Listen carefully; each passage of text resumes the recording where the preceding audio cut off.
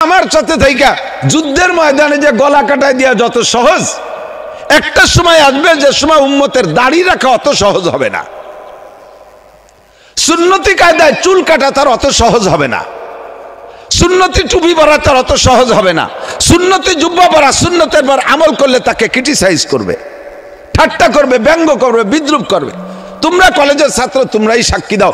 এই কলেজে কোনো ছেলে যদি জুব্বা পাগড়ি টুপি পরে চলাফেরা করে, বাকি যারা এক শ্রেণীর ছেলেরা আছে তারা তাকে ব্যঙ্গ করে কি করে না?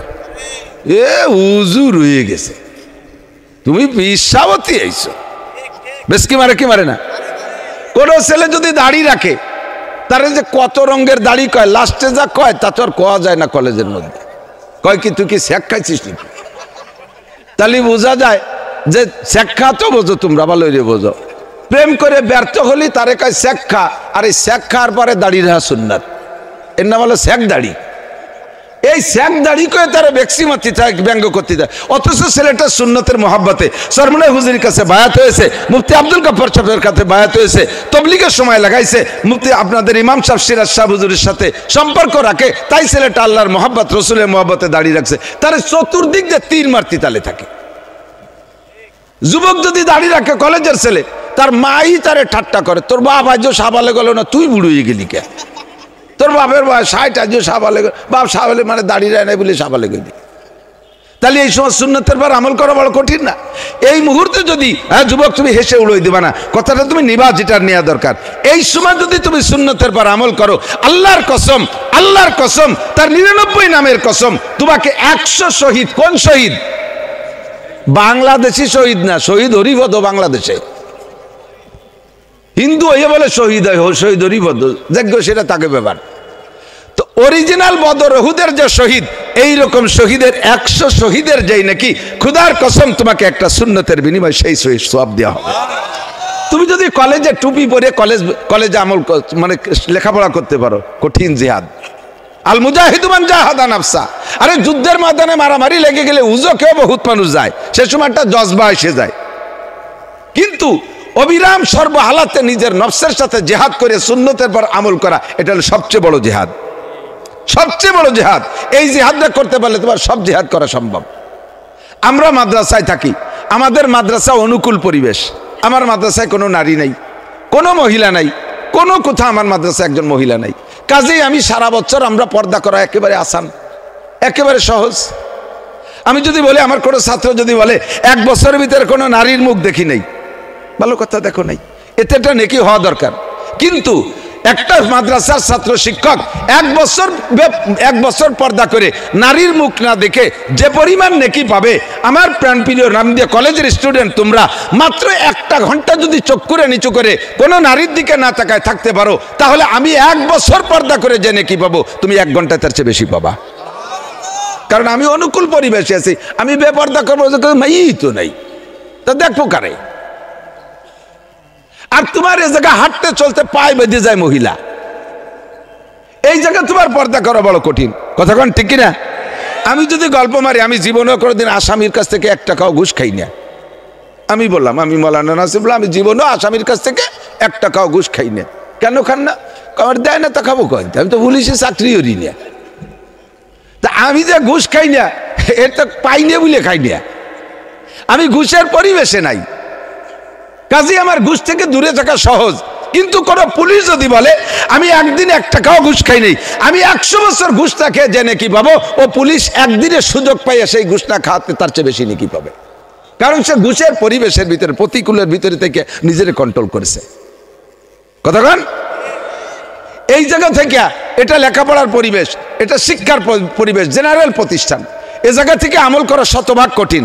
আমার প্রাণপ্রিয় বন্ধু যুবকরা, তোমাদের মধ্যে আবার 2-4 জনকে আল্লাহ তাআলা তৈরি করে রাখে কেন জানো? মাঝে মাঝে টুপিওয়ালা, দাড়িওয়ালা, পাগড়িওয়ালা ইসলামী শাসনতন্ত্রের সদস্যের মধ্যে আছে। এদেরকে আল্লাহ তাআলা তৈরি করে রেখে কিয়ামতের ময়দানে তোমার সামনে রেফারেন্স পেশ করবে। তোমাকে ডেকে বলবে, এ লালটু, বল্টু, জুয়েল, টুয়েল, টুলু, লুলু, ডলি, পলি, তোরা যারা আসিস এদিকে, এদিক শোন, কি খবর? এই এদিকে, তোকে তোরা এইরকম চুল কাটছিস কে? চুল এরকম কাটাইছিস কে? এই তোর প্যান্টের ভাষা বাইরুনু কে? আর তুই এভাবে কলেজের ভিতরে যে দাঁড়ায় দাঁড়ায় পেশাব করলি কে? তুমি জব দেবা যে আল্লাহ ওটা কলেজের পরিবেশ, ওখানে এইভাবেই করতে হয়। তুমি তো জানো না আল্লাহ ও জায়গার নিয়মই এই। আল্লাহরে বুঝানোর চেষ্টা কর। আল্লাহ কয় তুই কলেজের দোষ দিলি, তোর প্রিন্সিপাল স্যারের চেহারা দেখবি, প্রিন্সিপাল স্যারের চেহারা দেখতো। ওই কলেজের ভিতরে প্রিন্সিপাল স্যার এরকম থাকলো, তোর কলেজে আব্দুর রহমান, তোর কলেজে আব্দুর রহিম, তোর কলেজে জামাল উদ্দিন, তোর কলেজে কামাল উদ্দিন, দেখতো তারা সরমুনাই গেছে, পাগড়ি পরছে, দেখ তাদের গায়ে জুব্বা আছে, তারা তো নামাজ পড়ে, তোদের চাইতে লেখাপড়া তারা কম পারে, বরঞ্চ তাদের রেজাল্ট ভালো। তুই এই শয়তানি করতে যে তোর টাইমটা নষ্ট হয়ে যায়, ভালো করে লেখাপড়া করিস না, তুই খালি পাঙ্কু দিয়ে বেড়াইস, এই পাঙ্কু বানা করতে করতে তোর যে সময় চলে যায়, ওই সময় সেই জামাল কালাম ওরা ওই সময়টা নষ্ট করে না, লেখাপড়া করে, তাদের রেজাল্টও ভালো, তাদের রেজাল্টও ভালো। তুমি কলেজের দোষ দিবা, একই কলেজে পড়ে এইটা এরকম হলো আর তুমি ওরকম হলে কে? হারদগো জম্বুরে খুরদাজে কে ফুল, আল্লামা জালালউদ্দিন রুমি রহমাতুল্লাহ মাসরুমি শরীফে বলেন, হারদগো জম্বুরে খুরদাজে কে ফুল যাইকে সাদার নাই সোজা দে গর আসল, হারদগো আ হো গয়া খুরদান্দো আব জিয়ে কে সরগিন দে গর মেশকোনা। যুবক, একই জঙ্গল থেকে দুইটা হরিণে ঘাস খায়, কথা বলেন, একই জঙ্গলে, হরিণ জঙ্গলে থাকে না? চলেন আমার সাথে দেখায় নিয়ে আসবো সুন্দরবন। একই জঙ্গলে দুইটা হরিণে ঘাস খায়, একটা হরিণে ঘাস খেয়ে কে জীবন ভরে শুধু পায়খানা করে পেশাব করে শেষ করে, আর ওই জঙ্গলের ঘাস খাইয়া আর একটা হরিণের পেট থেকে মৃগ নাভি কস্তরী হয়। একই ফুল থেকে দুইটা পোকায় রস খায়, একই ফুল থেকে দুইটা পোকায় রস খায়, একটা পোকার রস খাইয়া বিষ বানায়, আর একটা পোকার রস খাইয়া মধু বানায়। কতক্ষণ বেমরুলেও ফুলের রস খায়, বল্লায়ও ফুলের রস খায়, মৌমাছিতেও ফুলের রস খায়। একই ফুল থেকে দুইটা পোকায় রস খাইয়া একটায় বিষ বানায় আর একটা মধু বানায়। একই জঙ্গল থেকে দুইটা হরিণে ঘাস খায়, একটার পেট থেকে পায়খানা বের হয় আর একটার পেট থেকে মৃগনাভি কস্তরী হয়। এই একই রামদিয়া কলেজে আমরা তো অনেক আগের থেকে, আমরা তখন তারাইল বুকর মাদ্রাসায় পড়ি, ওই সময় আসা যা করতাম, তখনকার ছিলেন প্রফেসর গিয়াসউদ্দিন স্যার, তবলিগের লোক ছিলেন, ওই সময় থেকে ওনাদেরকে চিনতাম, সমকালীন যারা ছিল তাদেরকে চিনতাম, মুরব্বীরা তো সকলেই জানেন। তাদেরকে দেখে আমরা আদর্শ শিক্ষা গ্রহণ করেছি, আদর্শের মানুষ ছিলেন। এখন আমাদের দাবি এমন একটা পরিবেশ এই রামদিয়া কলেজে হোক। আমার ভালো লাগে, তোমরা যদি সম্ভব হয় আমার সাথে চলো, দেখাই নিয়ে আসবো ইনশাআল্লাহ। রমজান বা রমজানের পর উমরায় যাব। সৌদি আরবের কলেজগুলো ছাড়লে যখন ছুটি হয় তখন মনে হয় না যেন কলেজ, মনে হয় যেন হাটাজারি, পটিয়া, বাবুনগর, জিরি, নাজিরাট, দেওবান, পাকিস্তান, নিউটাউন, করাচি, কোনো বড় মুসলিম বিশ্ববিদ্যালয়, কোনো বড় মাদ্রাসা ছুটি হয়েছে, কলেজের ছাত্রদের গায়ে লম্বা জুব্বা, মাথায় তাদের সুন্দর একটা লাল রুমাইল, আর সৌদি আরব বলে উপরে একটা রিং লাগায়, টায়ারের মতো দেখা যায় না এটা, এমন সব দল ধরে বের হয়েছে, মনে হয় যেন আল্লাহর ওলি বের হইল। তারাও আইএ বিএমএ বিসিএস পাস করে, তারাও ইঞ্জিনিয়ার, ডাক্তার, ডক্টর ইত্যাদি হচ্ছে। আর আমার এখানে কলেজের থেকে বের হলে বোঝা যায় না এরা কি মানুষের সন্তান না অন্য কিছু। এই রামদের কলেজের দোষ দিচ্ছি না, গোটা বাংলাদেশ এইরকম যেখানে আছে, ছাত্রদের চেহারা দেখলে বোঝা, মনে হয় যেন গাঁজায়াবা খায়, ফেন্সিডিল, হিরোইন খায়। এরা যে কি করে, এদের চেহারার ভিতরে হিংস্র ভাব। এইটা কেন হবে? তুমি মুসলমানের সন্তান, তোমার চেহারা দেখে বুঝতে হবে। সীমাহুম ফি উজুহিহিম মিন আসারিস সুজুদ। ও যুবক, কলেজে পড়ো, বিশ্ববিদ্যালয়ে পড়ো, কোনো দোষ নাই। তুমি বড় ডাক্তার ইঞ্জিনিয়ার হও, বড় ডাক্তার ইঞ্জিনিয়ার হও। আমরা মাদ্রাসায় পড়ি, আমরা সায়েন্স বিজ্ঞান পড়ি না, আমরা গবেষণার দিকে যাই না, আমরা গবেষণার দিকে যাই না। এই সমস্ত মাইক, ক্যামেরা, ইঞ্জিন, যত প্রযুক্তি আছে এগুলো সবই তোমরা বানাবা, সবই তোমরা বানাবা। আল্লাহর কাছে একজন ওলি, একজন খাস মকবুল বিজ্ঞানী হিসেবে তুমি উঠবা। একদিকে জাতির সেবা করতেছো প্রযুক্তির মাধ্যমে, অপরদিকে তুমি গভীর রাত্রে মালিকের সাথে যোগাযোগ করো, আল্লাহর সাথে যোগাযোগ করো। আজান হওয়ার সঙ্গে সঙ্গে মসজিদে চলে যাও, সব কিছু বন্ধ করে রেখে। আমার প্রাণের দাবি থাকবে, স্কুল কলেজের যুবক তোমরা যারা আছো, স্যারদের সাথে, স্যারদের মধ্যে যারা দিনদার, এই ধর্মমুখী বেশি, ইনাদেরকে নিয়ে তোমরা একটা কমিটি গঠন করবে এমনভাবে যে নামাজের অক্ত হইলে আমাদের সব কক্ষ বন্ধ থাকবে, ক্লাস বন্ধ থাকবে। মুসলমানের সন্তান আমরা যারা আছি সবাই মসজিদে চলে যাব, নামাজ পড়ব। আমি খোদার কসম দে বলি, তুমি নামাজ পড়ে বেরোই আইসা মনটা দেখবা কত ভালো থাকবে। নামাজ পড়ে বেরোনোর পরে মনটা ফ্রেশ হয়ে যায়, আল্লাহর প্রতি একটা আস্থা আস্থা আর বিশ্বাস তৈরি হয়ে যায়, অন্তরে একটা প্রশান্তি তোমার বিরাজ করতে থাকে। এরপরে তুমি বই নিয়ে বসবা, ঠান্ডা মাথায় দেখবা কত সুন্দর স্যার যা বলবে সব বুঝবা। যত কঠিন অঙ্ক হোক একবারে বেশি দুইবার বলা লাগবে না, যত কঠিন গ্রামার তোমাকে দিক না কেন একবারে বেশি দুইবার বলা লাগবে না, কারণ তুমি মালিককে খুশি করে বেরোয় আসছো। মালিক তোমার উপরে আসমান থেকে রহমত জারি করে দিবে।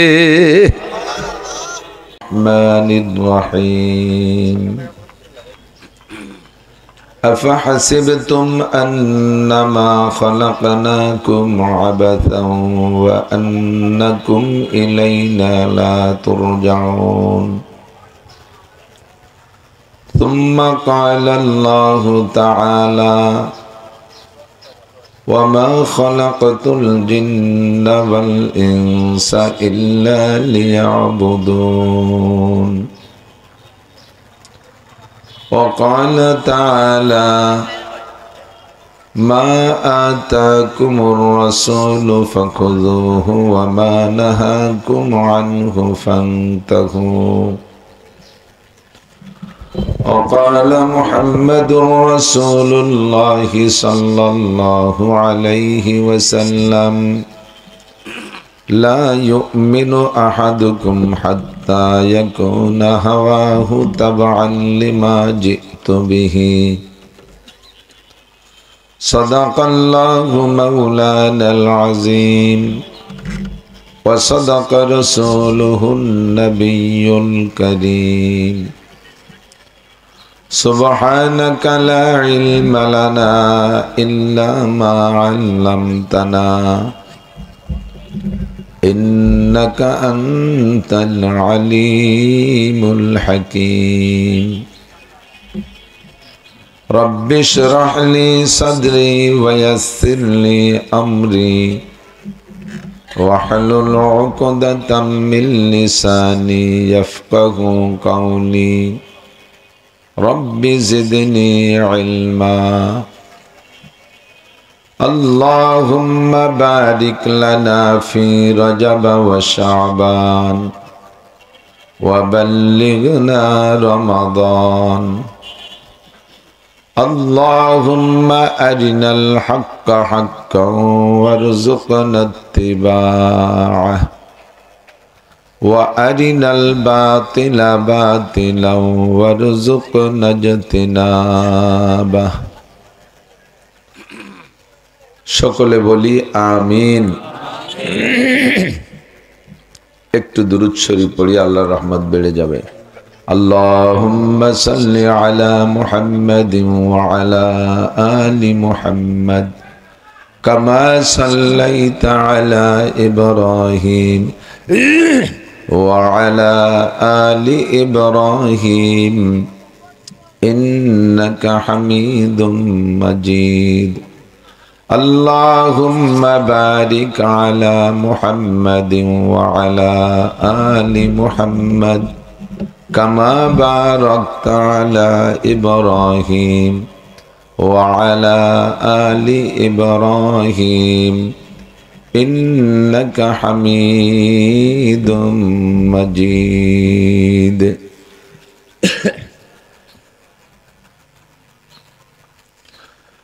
ঐতিহ্যবাহী রামদিয়া এসকে সরকারি কলেজ কর্তৃক আয়োজিত দিনব্যাপী দিনের বেলায় নুরানি কুরআনি জান্নাতি একটা পরিবেশ গঠন করে আল্লাহ পাক রব্বুল আলামিন আমাদেরকে উপস্থিত হওয়ার তৌফিক ইনায়াত করেছেন। এজন্য শুকর আদায় করি আলহামদুলিল্লাহ।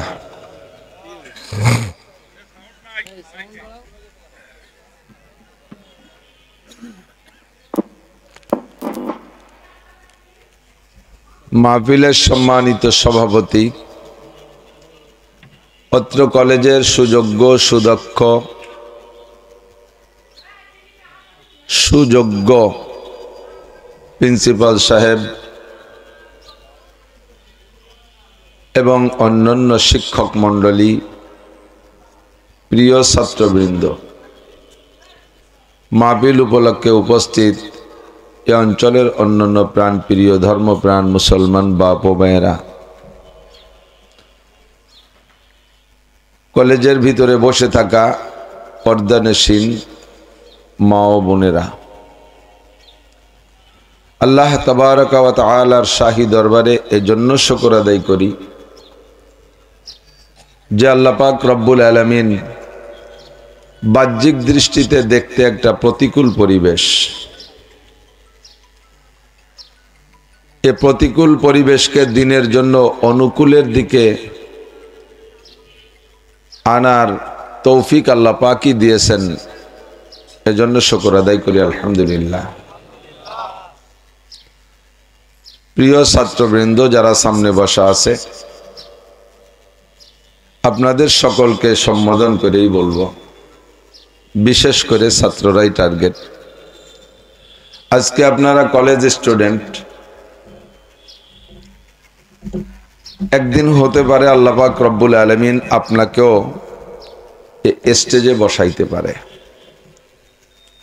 আল্লাহর পক্ষ থেকে যদি মঞ্জুরি থাকে,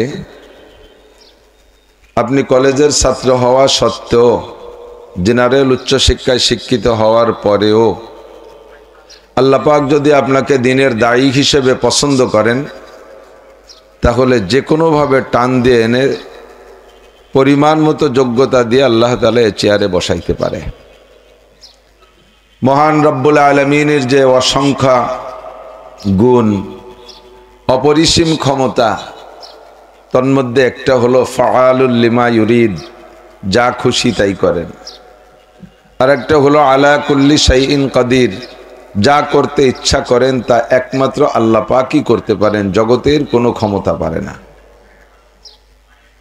তো কেউকে যদি আল্লাহ পাক নজরে রাখেন, তাহলে তার ভিতরে শত অযোগ্যতা থাকলেও তাকে যোগ্যতা দিয়ে আল্লাহ তাআলা যোগ্য স্থানে বসাইতে পারেন। আপনারা শুনেছেন লুকমানে হাকিম নামে একজন হাকিম। আরবিতে হেকমত শব্দ, হেকমতের থেকে হাকিম শব্দের উৎপত্তি। হাকিমের অনেক তর্জমা তফসিরে লিখেছে, হাকিম মানে বিচারক, হাকিম মানে বিজ্ঞানী, হাকিম মানে ডাক্তার। হাকিমের সর্বোচ্চ ভালো তর্জমা হলো, যেই লোকটা মানুষের হাজারো লাখো মানুষ যদি সামনে বসা থাকে, সব মানুষের রুচি একরকম হয় না। বয়সের পার্থক্যে, বংশের পার্থক্যে, আঞ্চলিকতার ব্যতিক্রমে রুচির পার্থক্য ঘটে, পেশাগত পার্থক্যে রুচির পার্থক্য থাকে। ছোটবেলায় 16, 18, 20, 22, 25 বছর বয়স পর্যন্ত ছেলেপেলেরা হাসি আনন্দ এগুলো পছন্দ করে। মধ্যম বয়সী মানুষরা হাসি কান্না দুইটাই পছন্দ করে। বৃদ্ধ মানুষ যারা, তারা হাসি পছন্দ করে না, কান্না পছন্দ করে। একই মাঠে বসা রাজনৈতিক বিভিন্ন দলের মানুষ থাকে, এখানেও আছে। আওয়ামী লীগ, বিএনপি, জামাত, জাতীয় পার্টি, ইসলামী অন্যান্য দল যারা আছে, প্রত্যেকেরই যার যার দলীয় একটা রুচি আছে। যারা আওয়ামী লীগ সমর্থন করে, তারা বক্তারা যদি আওয়ামী লীগ পছন্দের কোনো কথা বলে, এটা খুব খুশি হয়, পাশে বিএনপি এলা অখুশি হয়। আবার বিএনপির পক্ষে কথা হইলে আওয়ামী লীগ এলারা অখুশি হয়, জামাতের পক্ষে হইলে দুই দল অখুশি হয়, ওই দুই দলরে গালাগালি করলে জামাত খুশি হয়। এই যে রুচির পার্থক্য, হাজারো লাখো মানুষের লাখো প্রকারের রুচি।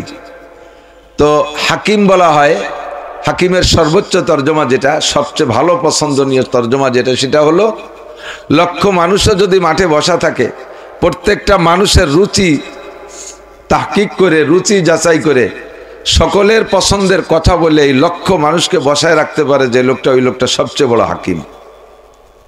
আওয়ামী লীগও যাবে না, বিএনপিও যাবে না, জামাত, জাতীয় পার্টি কেউ যাবে না, বুড়ো গুড়ো কেউ যাবে না, সবাই বসে থাকবে।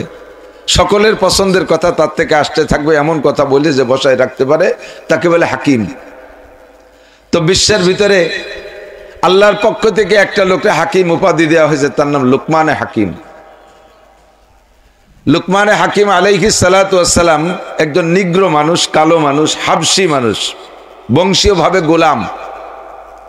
পৈতৃক কোনো সম্পত্তি নাই, নিজের সন্তান হলে সন্তানরা একটা চকলেট কিনে দেওয়ার টাকা নিজের কাছে থাকতো না, সম্পূর্ণ নিজের সহ মালিকের অধীনে। যেমন আমাদের পরিবারে গরু, একটা গাভী তার বাচ্চা জন্ম দিয়েছে, বাচ্চাটা দুধ পাচ্ছে না, এর জন্য গাভীটা নিজে কখনো ব্যস্ত হয় না যে তাহলে একটা ফিডার কিনে নিয়ে আসি, আমার বাচ্চা দুধ পাচ্ছে না, ওরে ফিডার খাওয়াতে হবে। গাভীটার মাথার মধ্যে একটু চিন্তা আসে না যে এই দুধ ওর কি হলি বাচ্চায় দুধ পাবে, তাহলে আমি দেখি কোথাও কালো জিরে পাই নাকি, কালো জিরে পাইলে দুধ বেশি হয়। এই গাভী নিজের কালো জিরে চিনতে নিজে করে না, ওর সম্পূর্ণ গাভী বাচ্চা সহ সম্পূর্ণ মালিকের জিম্মায়, খাইলো না খাইলো মালিক দেখবে। সেম গোলাম এরকমই একটা কওম ছিল, একটা জাতি ছিল। লুকমানে হাকিম তেমনই একটা লোক, যার বাপের সম্পত্তি নাই, দাদার সম্পদ নাই, নিজেরও কিছু নাই, সন্তান হলে সন্তানের একটা প্যান্ট পাজামা কিনে দেওয়ার ক্ষমতাও নাই, সম্পূর্ণ মালিকের অধীনে। এমন একটা গোলাম, চেহারাটা এমন কালো, আমাদের বাংলাদেশেও কালো আছে, কালোর ক্যাটাগরি আছে, ক্লাসিফিকেশন আছে, অনেক কালো আছে যার চেহারার কাটিংটা অনেক ফর্সার চেয়ে ভালো দেখা যায়, আছে না এরকম? আর পশ্চিমা হাবশি কালো যারা দেখেছেন তারা বলতে পারবেন, যারা দেখেন নাই তারা বুঝবেন না যে কেমন কালো। মাঠের মাঝখানে একটা মানুষ বসা আছে, এটা মানুষ নাকি জঙ্গলের থেকে কোনো প্রাণী এসে বসে রয়েছে এরকম বোঝা যায় না। চেহারার কাটিং, হাত পার গঠন, এর মোটা মোটা আঙ্গুল, চোখ দুটো ছোট ছোট, মাথায় ভেড়ার চুলির মতো কুকরি কুকরি চুল, সারা মাথায় নুডলসির মতো ভরে গেছে, পা বালিবাঙ্গির মতো ফাইটে চৌচির হয়ে গেছে।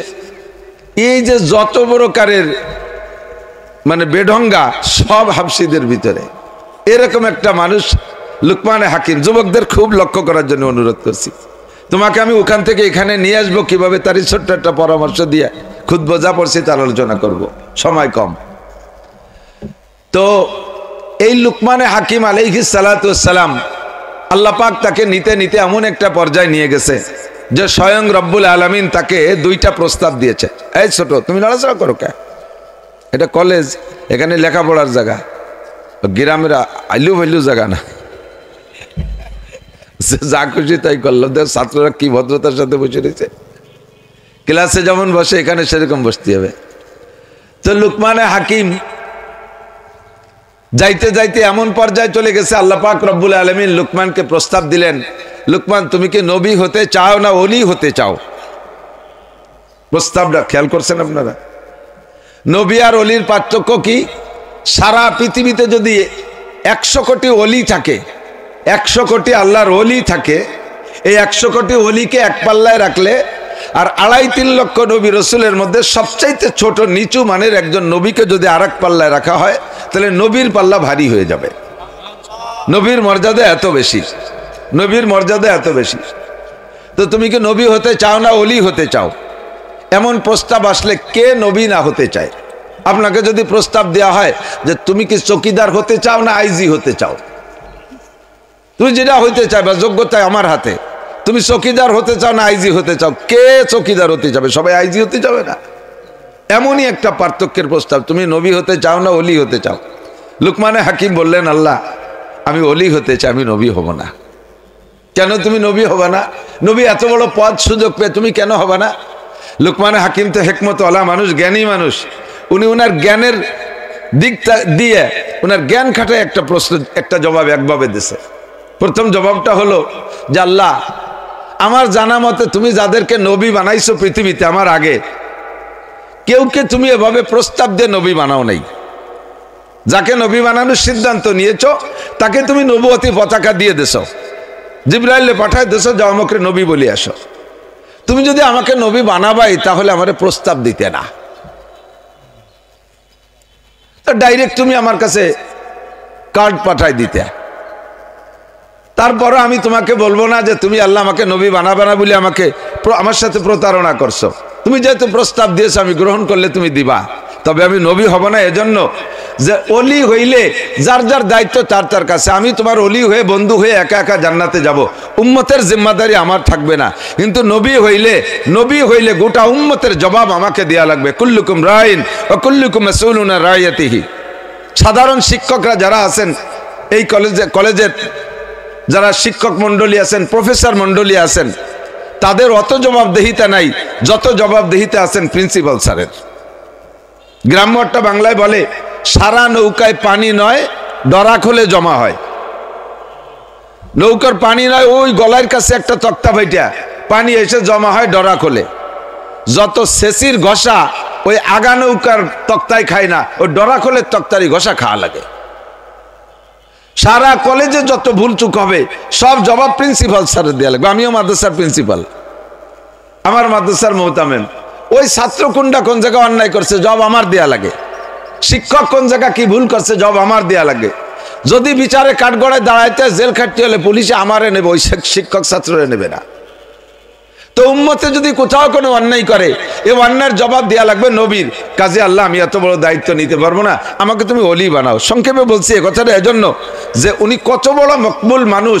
একজন সাধারণ গোলামের বাচ্চা গোলাম, চাকরের বাচ্চা চাকর, বংশ ধরে চাকর।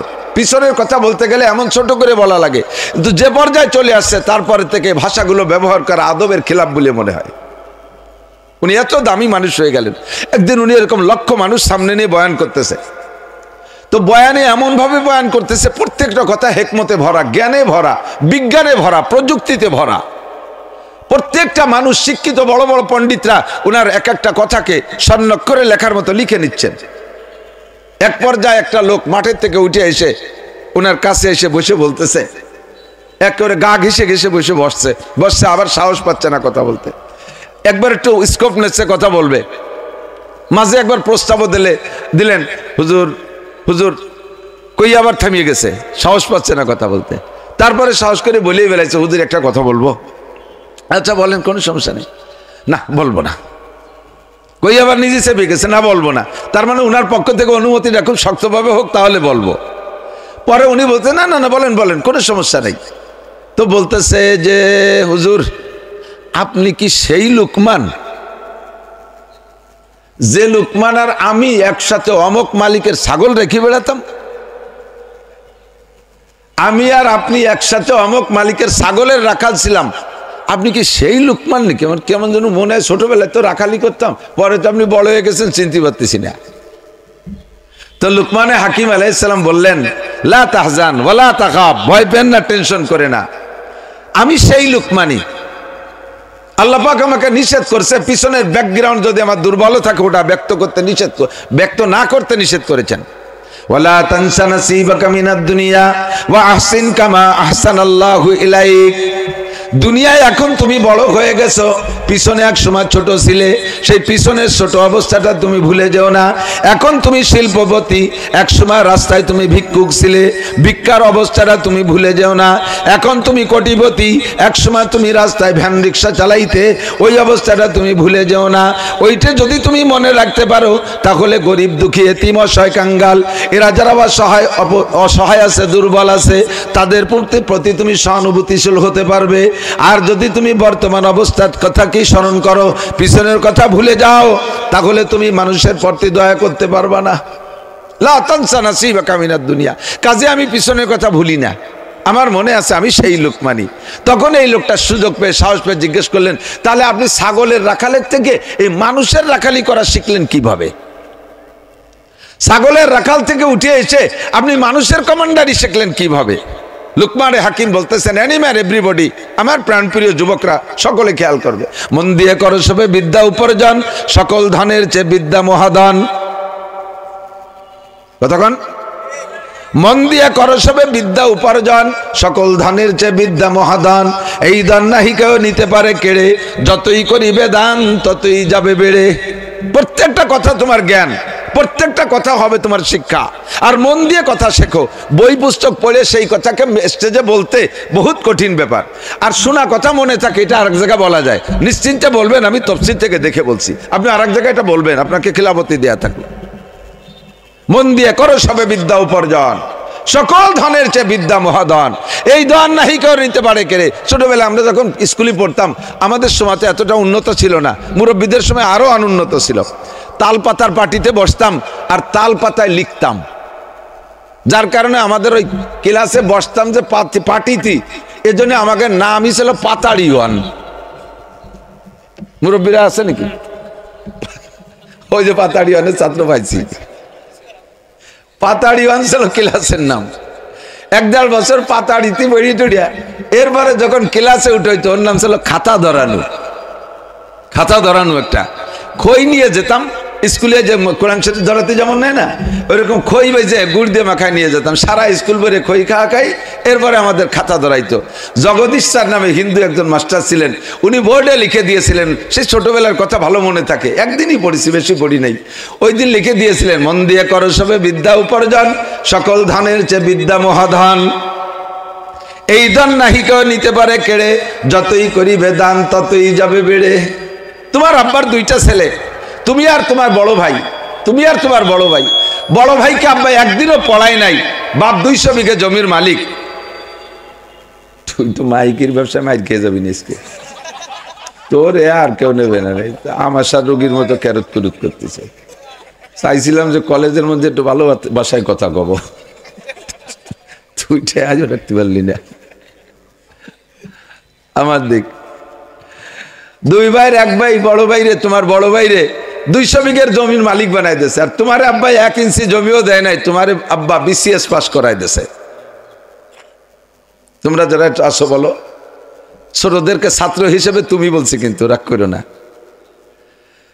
তোমার বড় ভাইরে 200 বিঘে মালিক বানাই দিয়েছে, জমি 200 বিঘে সব দিয়ে দিয়েছে। তোমার 1 ইঞ্চি জমিও দেয় নাই, BCS পাস করাই দিয়েছে। কাকে বেশি দিয়েছে, বড় ভাইকে না তোমাকে? যাকে BCS পাস করাইছে তাকে বেশি দিয়েছে, ঠিক না? যাকে BCS পাস করাইছে তারে বেশি দিয়েছে। আর যারা জমির ভক্ত তারা কে ও আর BCS দিয়ে কি হয়, 200 বিঘে জমি আব্বা এমন পার্সিয়ালিটি করছে। আর যেটা মূর্খ অশিক্ষিত 200 বিঘে জমির মালিক, ও জমির গরমে কিন্তু রামদের বাজারের আংটা ধরে উঠোয় আর নামায়, ঠিক না? ওর সেন্টিমেন্ট সবসময় হিট থাকে, যে কোনো সময় কথা আড় বাঁধার সাথে সাথে বসিয়ে দিয়ে বাড়ি শুরু করে দেয়।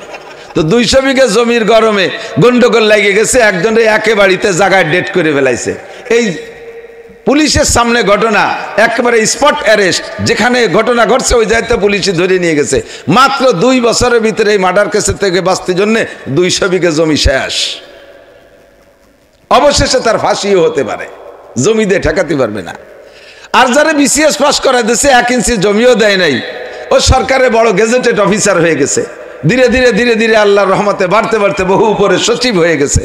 তখন আর এই গ্রামের এই রামদের বিলির জমি সইকান্দি গুগলে, হ্যাঁ, যোধ করে দিয়া সুর পুইসুর নাটগা চন্ডাল দিয়ে বিলিয়ে জমির কোনো স্বাদই তার নাই। ঢাকার প্রাণ কেন্দ্রে জমি কিনে সেখানে 20 তলা জমি বিল্ডিং করে ফেলবে। সারা জীবন করে তার বংশ ধরে 2 খাতি পারবে, বিল্ডিং এর 1 তলায় ঘুমাবে আর কয়তলা ভাড়ায় দিয়ে খাবে। আর 200 বিঘে জমিওয়ালা সেই বিল্ডিং এর সামনে যে হয় দারোয়ানি করবে যদি বাইচে থাকে, অথবা থাল পাইতে ভিক্ষরি বেড়ানো লাগবে। কাজী বলা হয় এই ধন নাহি কেউ নিতে পারে কেড়ে, যতই করিবে দান ততই যাবে বেড়ে। কথা বলুন ঠিক কি ঠিক না?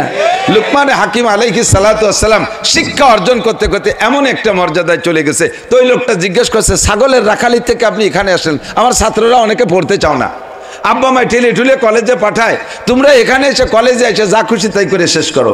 আমি উভয় শিক্ষার পক্ষে, যারা মাদ্রাসায় পড়তেছে তারাও ভালো করে পড়ো, যারা স্কুল কলেজে পড়তেছো তারাও ভালো করে পড়ো, ভালো করে পড়ে বড় শিক্ষিত হও, তুমি বড় অফিসার হও, তুমি ধার্মিক একজন বড় অফিসার হও। আমাদের গোপালগঞ্জের ডিসি সাহেব, বর্তমানে গোপালগঞ্জের ডিসি সাহেব রাতের বেলা এক মসজিদে যাইয়া ফজরের নামাজ পড়ে, এক মসজিদে যাইয়া ফজরের নামাজ, বিভিন্ন মাদ্রাসায় যায় বেশি, ওই জায়গায় গাড়ি রেখে ফজরের নামাজ পড়ে মসজিদে। এই যে একটা আচরণ, এই যে একটা কাজ, এটা তো অন্য কোনো ডিসির থেকে পাইনি। এটা একটা প্রশংসা পাওয়ার মতো কাজ না? তুমি এমন একটা অফিসার হয়ে আসো, এর জন্য তুমি বড় অফিসার হও, তুমি হয়তো তোমরের মতো তুমি কাজ করো, রাতের বেলা উম্মতের খবর নাও। এটা নিতে হলে তোমাকে যোগ্যতা অর্জন করতে হবে। লুকমান হাকিম আলাইহিস সালাতু ওয়াস সালাম বললেন, এটা প্রত্যেকটা মানুষের দ্বারা সম্ভব। ওই ছাগলের রাখালের থেকে মানুষের কমান্ডার, ছাগলের কমান্ডারি করার থেকে মানুষের কমান্ডারি করতে পারবা, ছাগলের রাখাল থেকে স্টেজে আসতে পারবা। যুবক, তুমি আমার দিকে রাখবা, 5টা গুণ অর্জন করতে হবে, 5টা অঙ্গরে কন্ট্রোল করতে হবে। মাত্র 5টা অঙ্গ। কয়টা অঙ্গ? 5টা অঙ্গ। অন্যের 5টা অঙ্গ না, নিজের 5টা অঙ্গ।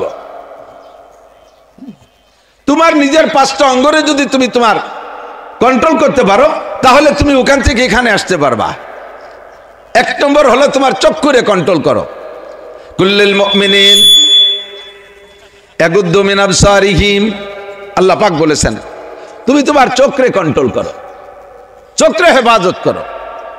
কলেজের ভিতরে চোখরে হেফাজত করা সবচাইতে বড় কঠিন কাজ। কথা এসে গেলে সময় কম বিদায় একটু এলোমেলো হয়ে যেতে পারে। তো তার ভিতর দিয়ে মূল কথাটা মনে রাখতে হবে। সাহাবায়ে কেরাম নবী পাকের কাছে জিজ্ঞাসা করেছে, হুজুর আমাদের ইমানের দাম বেশি না আখেরি জামানার উম্মতের ইমানের দাম বেশি? আমাদের ইমানের দাম বেশি না আখেরি জামানার উম্মতের ইমানের দাম বেশি?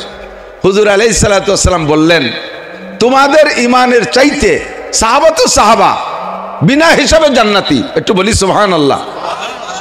আমাদের হিসাব দিয়ে যেতে হবে। সাহাবা কুল্লুহুম উদুল, নবী পাক বলেন আমার সব সাহাবা ন্যায়ের উপরে প্রতিষ্ঠিত, আমার সাহাবা জান্নাতি, আমার সাহাবা সব জান্নাতি, কোনো সন্দেহ নেই। তো বাকি তোমাদের ইমানের চাইতে আমার আখেরি উম্মতের ইমানের দাম বেশি। কেন বেশি এবং কত বেশি? তোমাদের ইমানের চাইতে আমার আখেরি জামানার উম্মতের ইমানের দাম 100 গুণ বেশি। এর কারণ হলো তোমরা আছো অনুকূল পরিবেশে, তোমরা আছো স্বর্ণ যুগে।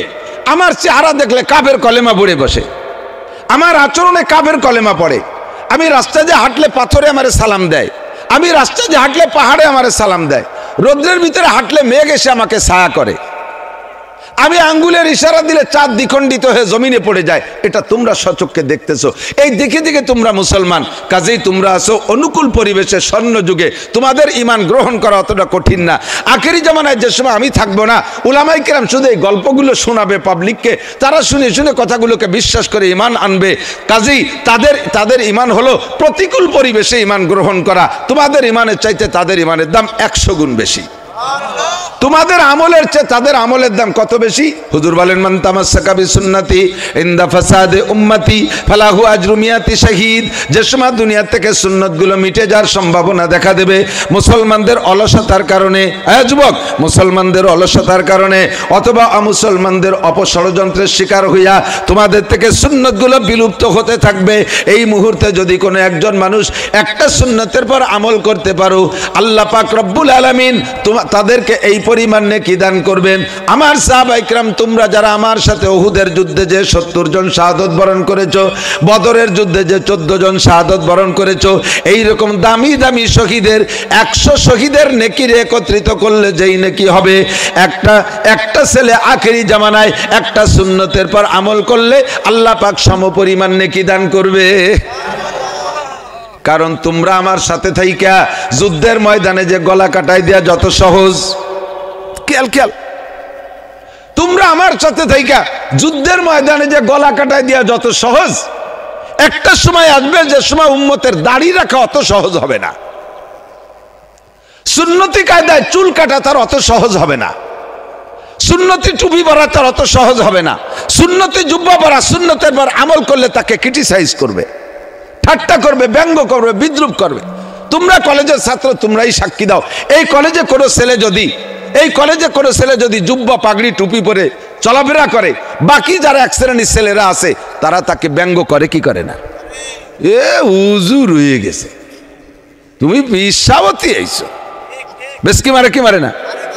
কোন ছেলে যদি দাড়ি রাখে, তারা যে কত রঙের দাড়ি কয়, লাস্টে যা কয় তা তো আর কোয়া যায় না কলেজের মধ্যে। কয় কি, তুই কি শেখ খাইছিস নাকি? তাহলে বোঝা যায় যে শেখ খা তো বোঝো, তোমরা ভালো বোঝো। প্রেম করে ব্যর্থ হলি তারে কয় শেখ খা, আর এই শেখ খাওয়ার পরে দাড়ি রাখা সুন্নাত, এর নাম হলো শেখ দাড়ি। এই শেখ দাড়ি করে তারা ব্যক্সিমাতি ব্যঙ্গ করতে দেয়, অথচ ছেলেটা সুন্নতের মহাব্বতে সরমুনাই হুজুরের কাছে বায়াত হয়েছে, মুফতি আব্দুল গফফার সাহেবের কাছে বায়াত হয়েছে, তবলিগের সময় লাগাইছে, মুফতি আপনাদের ইমাম সাহেব সিরাজ সাহেব হুজুরের সাথে সম্পর্ক রাখে, তাই ছেলেটা আল্লাহর মহাব্বত, রসুলের মহাব্বতে দাঁড়িয়ে রাখছে। তারা চতুর্দিক দিয়ে তীর মারতি তালে থাকে। যুবক যদি দাঁড়িয়ে রাখে, কলেজের ছেলে, তার মাই তারে ঠাট্টা করে, তোর বাপ আজ সাবালে গেল না, তুই বুড়িয়ে গেলি কে? তোর বাপের বয়স 60, আজ সাবালে, বাপ সাবালে মানে দাঁড়িয়ে রায় নাই বলে সাবালে গেলি। তাহলে এই সময় সুন্নতের পর আমল করা বড় কঠিন না? এই মুহূর্তে যদি যুবক তুমি হেসে উড়িয়ে দিবা না, কথাটা তুমি নিবা, যেটা নেওয়া দরকার। এই সময় যদি তুমি সুন্নতের পর আমল করো, আল্লাহর কসম, তার 99 নামের কসম, তোমাকে 100 শহীদ, কোন শহীদ? বাংলাদেশি শহীদ না, শহীদ হরিপদ বাংলাদেশে। হিন্দু হয়ে বলে শহীদ হয়, শহীদ হরিপদ, যোগ্য সেটা তাকে ব্যাপার। তো অরিজিনাল বদর উহুদের যে শহীদ, এই রকম শহীদের 100 শহীদের যেই নাকি খুদার কসম তোমাকে একটা সুন্নতের বিনিময়ে সেই শহীদ সওয়াব দেওয়া হবে। তুমি যদি কলেজে টুপি পরে কলেজে আমল মানে লেখাপড়া করতে পারো, কঠিন জিহাদ, আল মুজাহিদু মান জাহাদা নাফসা। আরে যুদ্ধের ময়দানে মারামারি লেগে গেলে উজোকেও বহুত মানুষ যায়, সে সময় একটা জজবা এসে যায়। কিন্তু অবিরাম সর্বহালাতে নিজের নফসের সাথে জিহাদ করে সুন্নতের পর আমল করা, এটা হলো সবচেয়ে বড় জিহাদ, সবচেয়ে বড় জিহাদ। এই জিহাদটা করতে পারলে তোমার সব জিহাদ করা সম্ভব।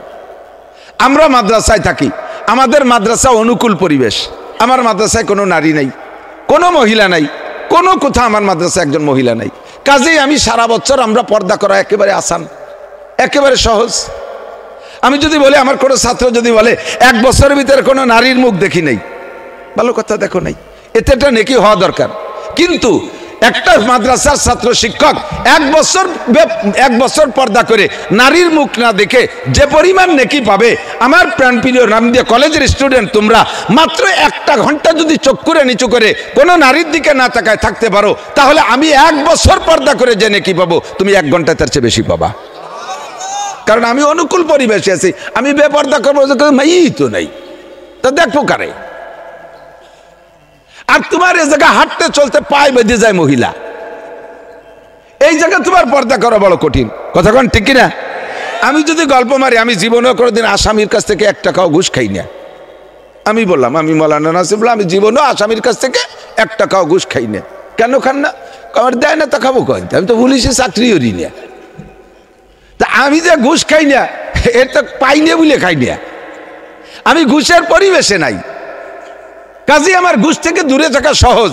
কিন্তু কোন পুলিশ যদি বলে আমি একদিন 1 টাকাও ঘুষ খাই নাই, আমি 100 বছর ঘুষ না খেয়ে জেনে কি পাবো, ও পুলিশ একদিনের সুযোগ পাইয়া সেই ঘুষ না খাওয়াতে তার চেয়ে বেশি নাকি পাবে। কারণ সে ঘুষের পরিবেশের ভিতরে, প্রতিকূলের ভিতরে থেকে নিজের কন্ট্রোল করেছে। কতক্ষণ এই জায়গা থেকে, এটা লেখাপড়ার পরিবেশ, এটা শিক্ষার পরিবেশ, জেনারেল প্রতিষ্ঠান, এ জায়গা থেকে আমল করা শতভাগ কঠিন। আমার প্রাণপ্রিয় বন্ধু যুবকরা, তোমাদের মধ্যে আবার 2-4 জনকে আল্লাহ তাআলা তৈরি করে রাখে কেন জানো?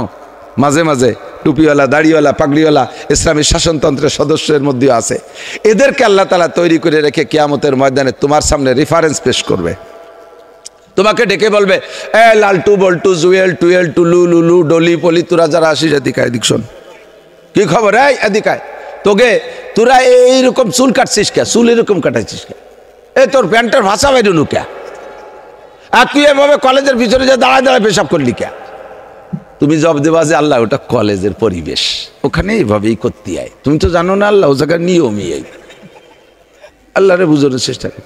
আল্লাহ কয় তুই কলেজের দোষ দিলি, তোর প্রিন্সিপাল স্যারের চেহারা দেখবি, প্রিন্সিপাল স্যারের চেহারা দেখতো। ওই কলেজের ভিতরে প্রিন্সিপাল স্যার এরকম থাকলো, তোর কলেজে আব্দুর রহমান, তোর কলেজে আব্দুর রহিম, তোর কলেজে জামাল উদ্দিন, তোর কলেজে কামাল উদ্দিন, দেখতো তারা সরমুনাই গেছে, পাগড়ি পরছে, দেখ তাদের গায়ে জুব্বা আছে, তারা তো নামাজ পড়ে, তোদের চাইতে লেখাপড়া তারা কম পারে, বরঞ্চ তাদের রেজাল্ট ভালো।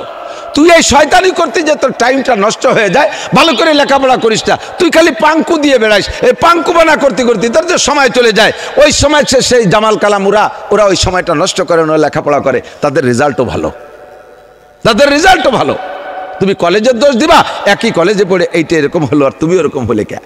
হারদগো জম্বুরে খুরদাজে কে ফুল, আল্লামা জালালউদ্দিন রুমি রহমাতুল্লাহ মাসরুমি শরীফে বলেন, হারদগো জম্বুরে খুরদাজে কে ফুল যাইকে সাদার নাই সোজা দে গর আসল, হারদগো আ হো গিয়া খুরদান্দো আব জিয়ে কে সরগিন দে গর মেশকোনা। যুবক, একই জঙ্গল থেকে 2টা হরিণে ঘাস খায়, কথা বলেন, একই জঙ্গলে, হরিণ জঙ্গলে থাকে না? চলেন আমার সাথে দেখায় নিয়ে আসবো সুন্দরবন। একই জঙ্গলে 2টা হরিণে ঘাস খায়, একটা হরিণে ঘাস খেয়ে জীবন ভরে শুধু পায়খানা করে পেশাব করে শেষ করে, আর ওই জঙ্গলের ঘাস খাইয়া আর একটা হরিণের পেট থেকে মৃগ নাভি কস্তরী হয়। একই ফুল থেকে 2টা পোকায় রস খায়, একই ফুল থেকে 2টা পোকায় রস খায়, একটা পোকার রস খাইয়া বিষ বানায়, আর একটা পোকার রস খাইয়া মধু বানায়। কতক্ষণ? বেমরুলেও ফুলের রস খায়, বল্লায়ও ফুলের রস খায়, মৌমাছিতেও ফুলের রস খায়। একই ফুল থেকে 2টা পোকায় রস খাইয়া একটায় বিষ বানায় আর একটা মধু বানায়। একই জঙ্গল থেকে 2টা হরিণে ঘাস খায়, একটার পেট থেকে পায়খানা বের হয়, আর একটার পেট থেকে মৃগনাভি কস্তরী হয়। এই একই রামদিয়া কলেজে আমরা তো অনেক আগের থেকে, আমরা তখন তারাইল বুকর মাদ্রাসায় পড়ি, ওই সময় আসা যা করতাম, তখনকার ছিলেন প্রফেসর গিয়াসউদ্দিন স্যার, তবলিগের লোক ছিলেন। ওই সময় থেকে ওনার ওনাদেরকে চিনতাম, সমকালীন যারা ছিল তাদেরকে চিনতাম, মুরব্বীরা তো সকলেই জানেন। তাদেরকে দেখে আমরা আদর্শ শিক্ষা গ্রহণ করেছি, আদর্শের মানুষ ছিলেন। এখন আমাদের দাবি এমন একটা পরিবেশ এই রামদে কলেজে হোক। আমার ভালো লাগে, তোমরা যদি সম্ভব হয় আমার সাথে চলো, দেখায় নিয়ে আসবো ইনশাআল্লাহ। রমজান বা রমজানের পর উমরায় যাব। সৌদি আরবের কলেজগুলো ছাড়লে যখন ছুটি হয় তখন মনে হয় না যেন কলেজ, মনে হয় যেন হাটাজারি, পটিয়া, বাবুনগর, জিরি, নাজিরাট, দেওবান, পাকিস্তান, নিউটাউন, করাচি, কোনো বড় মুসলিম বিশ্ববিদ্যালয়, কোনো বড় মাদ্রাসা ছুটি হয়েছে, কলেজের ছাত্রদের গায়ে লম্বা জুব্বা, মাথায় তাদের সুন্দর একটা লাল রুমাইল, আর সৌদি আরবলা উপরে একটা রিং লাগায়, টায়ারের মতো দেখা যায় না এটা, এমন সব দল ধরে বের হয়েছে। মনে হয় যেন আল্লাহর অলি বের হইল। তারাও আইএ বিএমএ বিসিএস পাস করে, তারাও ইঞ্জিনিয়ার, ডাক্তার, ডক্টর ইত্যাদি হচ্ছে। আর আমার এখানে কলেজের থেকে বের হলে বোঝা যায় না এরা কি মানুষের সন্তান না অন্য কিছু। এই রামদের কলেজের দোষ দিচ্ছি না, গোটা বাংলাদেশ এইরকম যেখানে আছে, ছাত্রদের চেহারা দেখলে বোঝা মনে হয় যেন গাঁজায়াবা খায়, ফেন্সিডিল, হিরোইন খায়। এরা যে কি করে, এদের চেহারার ভিতরে হিংস্র ভাব। এইটা কেন হবে? তুমি মুসলমানের সন্তান, তোমার চেহারা দেখে বুঝতে হবে। সীমাহুম ফি উজুহিহিম মিন আসারিস সুজুদ। ও যুবক, কলেজে পড়ো, বিশ্ববিদ্যালয়ে পড়ো, কোনো দোষ নাই। তুমি বড় ডাক্তার, ইঞ্জিনিয়ার হও, বড় ডাক্তার, ইঞ্জিনিয়ার হও। আমরা মাদ্রাসায় পড়ি, আমরা সায়েন্স বিজ্ঞান পড়ি না, আমরা গবেষণার দিকে যাই না, আমরা গবেষণার দিকে যাই না। এই সমস্ত মাইক, ক্যামেরা, ইঞ্জে যত প্রযুক্তি আছে এগুলো সবই তোমরা বানাবা, সবই তোমরা বানাবা। আল্লাহর কাছে একজন ওলি, একজন খাস মকবুল বিজ্ঞানী হিসেবে তুমি উঠবা। একদিকে জাতির সেবা করতেছ প্রযুক্তির মাধ্যমে, অপরদিকে তুমি গভীর রাত্রে মালিকের সাথে যোগাযোগ করো, আল্লাহর সাথে যোগাযোগ করো। আজান হওয়ার সঙ্গে সঙ্গে মসজিদে চলে যাও, সব কিছু বন্ধ করে রেখে। আমার প্রাণের দাবি থাকবে, স্কুল কলেজের যুবক তোমরা যারা আছো, স্যারদের সাথে, স্যারদের মধ্যে যারা দিনদার, এই ধর্মমুখী বেশি, ইনাদেরকে নিয়ে তোমরা একটা কমিটি গঠন করবে এমনভাবে যে নামাজের অক্ত হইলে আমাদের সব কক্ষ বন্ধ থাকবে, ক্লাস বন্ধ থাকবে। মুসলমানের সন্তান আমরা যারা আছি সবাই মসজিদে চলে যাব, নামাজ পড়ব। আমি খোদার কসম দে বলি, তুমি নামাজ পড়ে বেরোই আইসা মনটা দেখবা কত ভালো থাকবে। নামাজ পড়ে বেরোনোর পরে মনটা ফ্রেশ হয়ে যায়, আল্লাহর প্রতি একটা আস্থা আর বিশ্বাস তৈরি হয়ে যায়, অন্তরে একটা প্রশান্তি তোমার বিরাজ করতে থাকে। এরপরে তুমি বই নিয়ে বসবা, ঠান্ডা মাথায় দেখবা কত সুন্দর স্যার যা বলবে সব বুঝবা। যত কঠিন অঙ্ক হোক একবারে বেশি দুইবার বলা লাগবে না, যত কঠিন গ্রামার তোমাকে দিক না কেন একবারে বেশি দুইবার বলা লাগবে না, কারণ তুমি মালিককে খুশি করে বেরোয় আসছো। মালিক তোমার উপরে আসমান থেকে রহমত জারি করে দিবে। পাশাপাশি তুমি প্রতিকূল পরিবেশকে অনুকূল পরিবেশ বানানোর চেষ্টা করতেছো। ময়দানে যাইয়া কাফের মুশরিকের মোকাবেলায় লড়াই যুদ্ধ করলে যেই নাকি বাবা, এই কলেজের ভিতরে বসে তুমি সমকালীন যত নোংরামি আছে এর প্রতিবাদ করে যদি একটা সংগঠন তৈরি করো, তাহলে তুমি যুদ্ধের ময়দানে যাইয়া যুদ্ধ করলে যে নাকি তার চেয়ে বেশি নাকি বাবা। আমাদের এখন ফিল্ডে যে যুদ্ধ করার পরিবেশ আসে নাই, যদি ডাক আসে এই কলেজের ভিতরে থেকে এমন একটা সংগঠন থাকবে, আমরা মুসলমানের সন্তান, আমরা মুসলমানের সন্তান। যদি কাফের মুশরিকের মোকাবেলায় জিহাদের ডাক আসে, আমরা এখান থেকে এই সংগঠন নিয়ে ঝাঁপিয়ে পড়ব, এমন একটা মন মানসিকতা আমরা এর ভিতরে থেকে তৈরি করে ফেলতে পারি। কথা বলেন, পারি কি পারি না? এর জন্য আমাদের দল নেতা, ছাত্র যুব নেতা যারা থাকবে তারাও তাদের কাছে সর্বপ্রথম এই অনুরোধ থাকবে, যুবক তুমি অনেক কিছু করতে পারো, তোমার কমান্ড মানে তুমি স্যারদের সাথে যোগাযোগ রাখো, প্রিন্সিপাল স্যারের সাথে তোমার যোগাযোগ, তোমার কথায় ছাত্ররা যা মানবে আমি মৌলানা নাসির সারা জীবন ভরে ওয়াজ করে তা মানাতে পারবো না। খেয়াল করেন, কমান্ডার নেতার কথা জুনিয়ররা যেভাবে মানে, আমি যদি কোনো পুলিশ লাইনের দায়িত্ব নেই যে আমি 10 বছরের ভিতরে এই লাইনের 500 পুলিশদের নামাজি বানাই দেব, এটা আদৌ সম্ভব না। আমি একদিন যে কয়জন ওয়াজ করবো আর পাশে আর এক কয়জন ছুটি নিয়ে বাড়ি চলে যাবে। আমি কয়জনে গুছাই নিয়ে একদিক দিয়ে উঠবো আর একদিক দিয়ে আর একজন, খালি বেলায় ব্যাং মাপার মতো। খালি বেলায় ব্যাং মাপতে গেলে একটা উঠলে আর একটা লাগতে চলে যায়, নামতে গেলে তো একটা উঠতে গেলে আর একটা চলে যায়। কিন্তু এসপি সাহেব যদি ইচ্ছা করে ওরে ঠেলাঠেলি করলে ও দেরিতে যাবে না, ওই হ্যাঁ তুমি এনে বসো, তোমার এই জায়গায় মানায় বসে দিতে। কিন্তু এসপি সাহেব যদি দায়িত্ব নেয়, এসপি সাহেব যদি চেষ্টা করে মাত্র 1 ঘন্টার ভিতরে 500 পুলিশকে নামাজি বানাইতে পারে, পারে কি পারে না? বোঝেন নাই কথা? তার অধীনে চাকরি করতে, আমার লাইনে চাকরি করতে হলে নামাজ পড়িতেই হইবে। বেনামাজি যে হবে তাকে এভাবে শাস্তি দেওয়া হবে, তাকে এভাবে পিছনে রাখা হবে। এই ভয়ে, স্যারের ভয়ে 500 পুলিশ নামাজ পড়তে বাধ্য হবে। আমি 500 বছর কন্ট্যাক্ট নিয়েও 500 পুলিশের নামাজি বানাইতে পারবো না, স্যার 1 ঘন্টায় পারবে। পুরো কলেজের সবাইকে আমি জীবন ভরে ওয়াজ করে লাইনে আনতে পারবো কিনা এ কন্ট্যাক্ট আমি নিতে পারবো না, কিন্তু প্রিন্সিপাল স্যার ইচ্ছা করলে অনেকটা বেশি পারবে। সম্পূর্ণ পারবে তা বলছি না, অনেকটা বেশি পারবে আমার চাইতে, কারণ এরা তো আমার ছাত্র না, এরা তো আমার ছাত্র না, সবাই তার ছাত্র। কাজে আমাদের মাদ্রাসায়, যেমন আমার মাদ্রাসায় 500 ছাত্র আছে, আমি কেউ মুখ দিয়ে বলবো না, যদি এক জায়গা বসাই আমি মুখ দিয়ে বলবো না যে চুপ থাকো, আমি শুধু আঙ্গুলের ইশারা দেবো। একটা ছেলে 2 ঘন্টার ভিতরে নড়বে, ওরা জায়গায় জুম করে বসে থাকবে, কিন্তু ওই জায়গায় ওই চুপ করাইতে যে প্রিন্সিপাল স্যার আবার পারবে না, উনি যে আমার মাদ্রাসায় থামাতে পারবে না, ওটা আমি পারবো। এখানে স্যার পারবে, আমি পারবো না। এজন্য আল্লাহ নবী বলেন কুল্লুকুম রাইন, তোমরা সকলে রাখাল। রাখাল বোঝেন তো? রাখাল, রাখাল গরুর চড়াইতো না রাখালে, আরবিতে রাই মানে রাখাল। কুল্লুকুম রাইন, তোমরা সকলে রাখাল। অকুল্লুকুম মাসউলুন আন রাইয়াতিহি, তোমরা সকলে যে যতটুকুর রাখালির দায়িত্ব পেয়েছো, কিয়ামতের ময়দানে অতটুকু রাখালির জবাব বুঝে দিতে হবে। অতটুকু রাখালির দায়িত্ব জবাব দিয়ে আসতে হবে। প্রেসিডেন্টকে রাষ্ট্রের দায়িত্ব জবাব দিতে হবে, প্রধানমন্ত্রীকে পুরো রাষ্ট্রের দায়িত্ব জবাব দিতে হবে, এই মন্ত্রী মহোদয়কে তার মন্ত্রণালয়ের দায়িত্ব জবাব দেওয়া লাগবে, এমপি সাহেবকে তার সিটের দায়িত্ব জবাব দেওয়া লাগবে, আরে উপজেলা চেয়ারম্যান তার উপজেলার দায়িত্ব, ইউনিয়ন চেয়ারম্যান তার ইউনিয়ন, ওয়ার্ড চেয়ারম্যান তার ওয়ার্ডের, মেম্বার তার ওয়ার্ডের, প্রিন্সিপাল সাহেব তার কলেজের, আরে হাই স্কুলের হেডমাস্টার তার সেখানে, আমি মাদ্রাসার মোহতামিম আমার মোহতামিমের জবাব দেওয়া লাগবে। তোমরা ছাত্র সমাজের ভিতরে নেতৃত্ব যারা দিচ্ছ, অনেক সময় আছে ছাত্ররা প্রিন্সিপাল স্যারের কথা জানা মানে তার চাইতে দল নেতার কথা বেশি মানে। তোমরা যারা দল নেতা আসো, আমরা তোমাদের জন্য খাস দোয়া করব, কিয়ামতের ময়দানে যেন তোমাদের জবাব দিয়ে আটকে যেতে না হয়। যার যতটুকু রাখালির দায়িত্ব আছে তার কাছ থেকে ততটুকু বুঝে নেবে। 5টা গরু আছে আপনার পালে, খেয়াল করেন, ছোট্ট একটা উদাহরণ দিয়ে দিলে বুঝতে সহজ হয়। 5টা গরু আছে, একটা রাখাল দিয়ে ছেড়ে দিয়েছেন, যাও বিলিতে ঘাস খাই নিয়ে এসো। 5টা গরুর ভিতরে 4টে বড় গরু, একটা ছোট দুধের বাছুর, মূল বাছুর। এই সন্ধ্যাকালে প্রত্যেক দিন গরু 5টা আইনিয়ে পেট ভরে খাওয়াইয়া বাড়ির চাকর মালিকের কাছে একটু বাহাবা নেওয়ার জন্য ডেকে দেখা, কাকা দেখেন কি খান খাওয়াইছি, পেট ফিটির উপর দিয়ে উঠে গেছে, চোখ বেরো যার কায়দা, খাতি খাতি বেশি খালি বেরো চোখ ফুলি ওঠে। তোরে সাবাস দেখা, ঠিক আছে আগামী মাসে তোর 100 টাকা বেতন বাড়াই দেবো। আজকে 4টে গরু এনে মালিকের কাছে যাই কিছু কয় না, মালিক সন্দেহ করতে কি ব্যাপার, আজকে কি খাওয়ালো না খাওয়ালো, কি আজকে আসে না কে? উনি নিজে গেছে যে এদের যে গুয়ালি গরু 4 দিয়ে, ছোট যে দুধের বাছুর, আমাকে তো শেখায় মূল বাছুর, সে মূল বাছুরটা নাই। এবার ডাকছে, আয় নান্টু, জি কাকা, তো গরু কি খবর, গরু 5টা 4 দিয়ে কে? কয় যে আসরের পরে তো সে মূল বাছুরটারে দেখতেছি না। আসরের পরে মূল বাছুর 4 দিয়ে কি খাওয়ান খাইছি দেখছেন।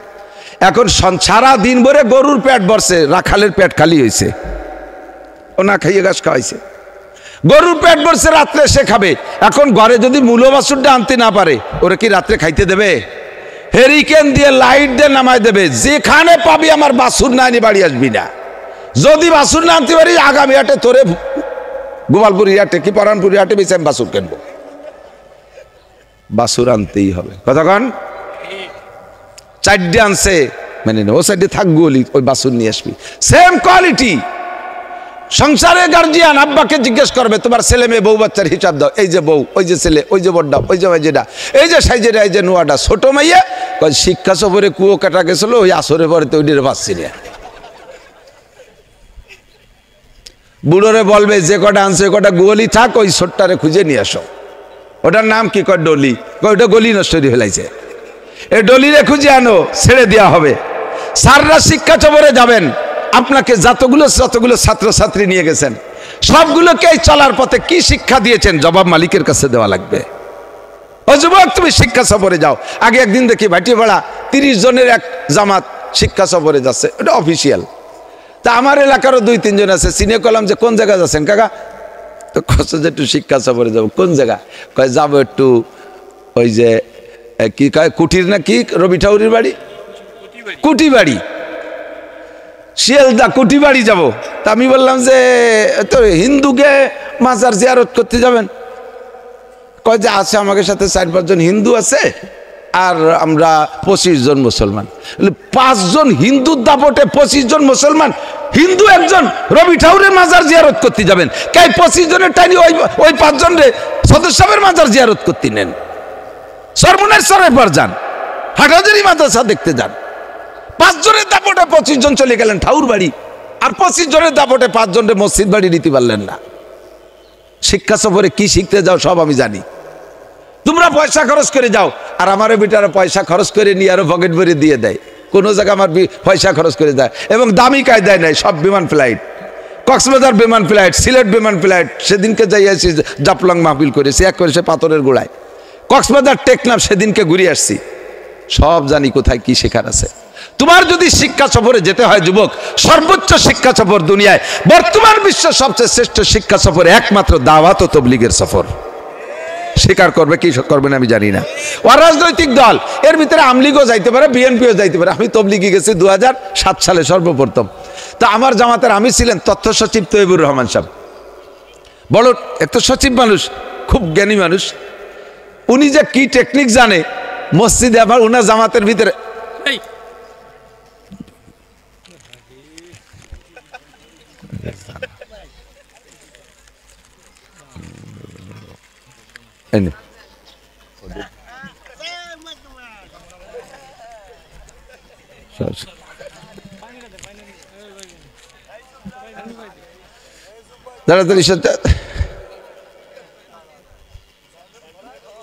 স্যান্ডেল পাই দিয়ে দাও।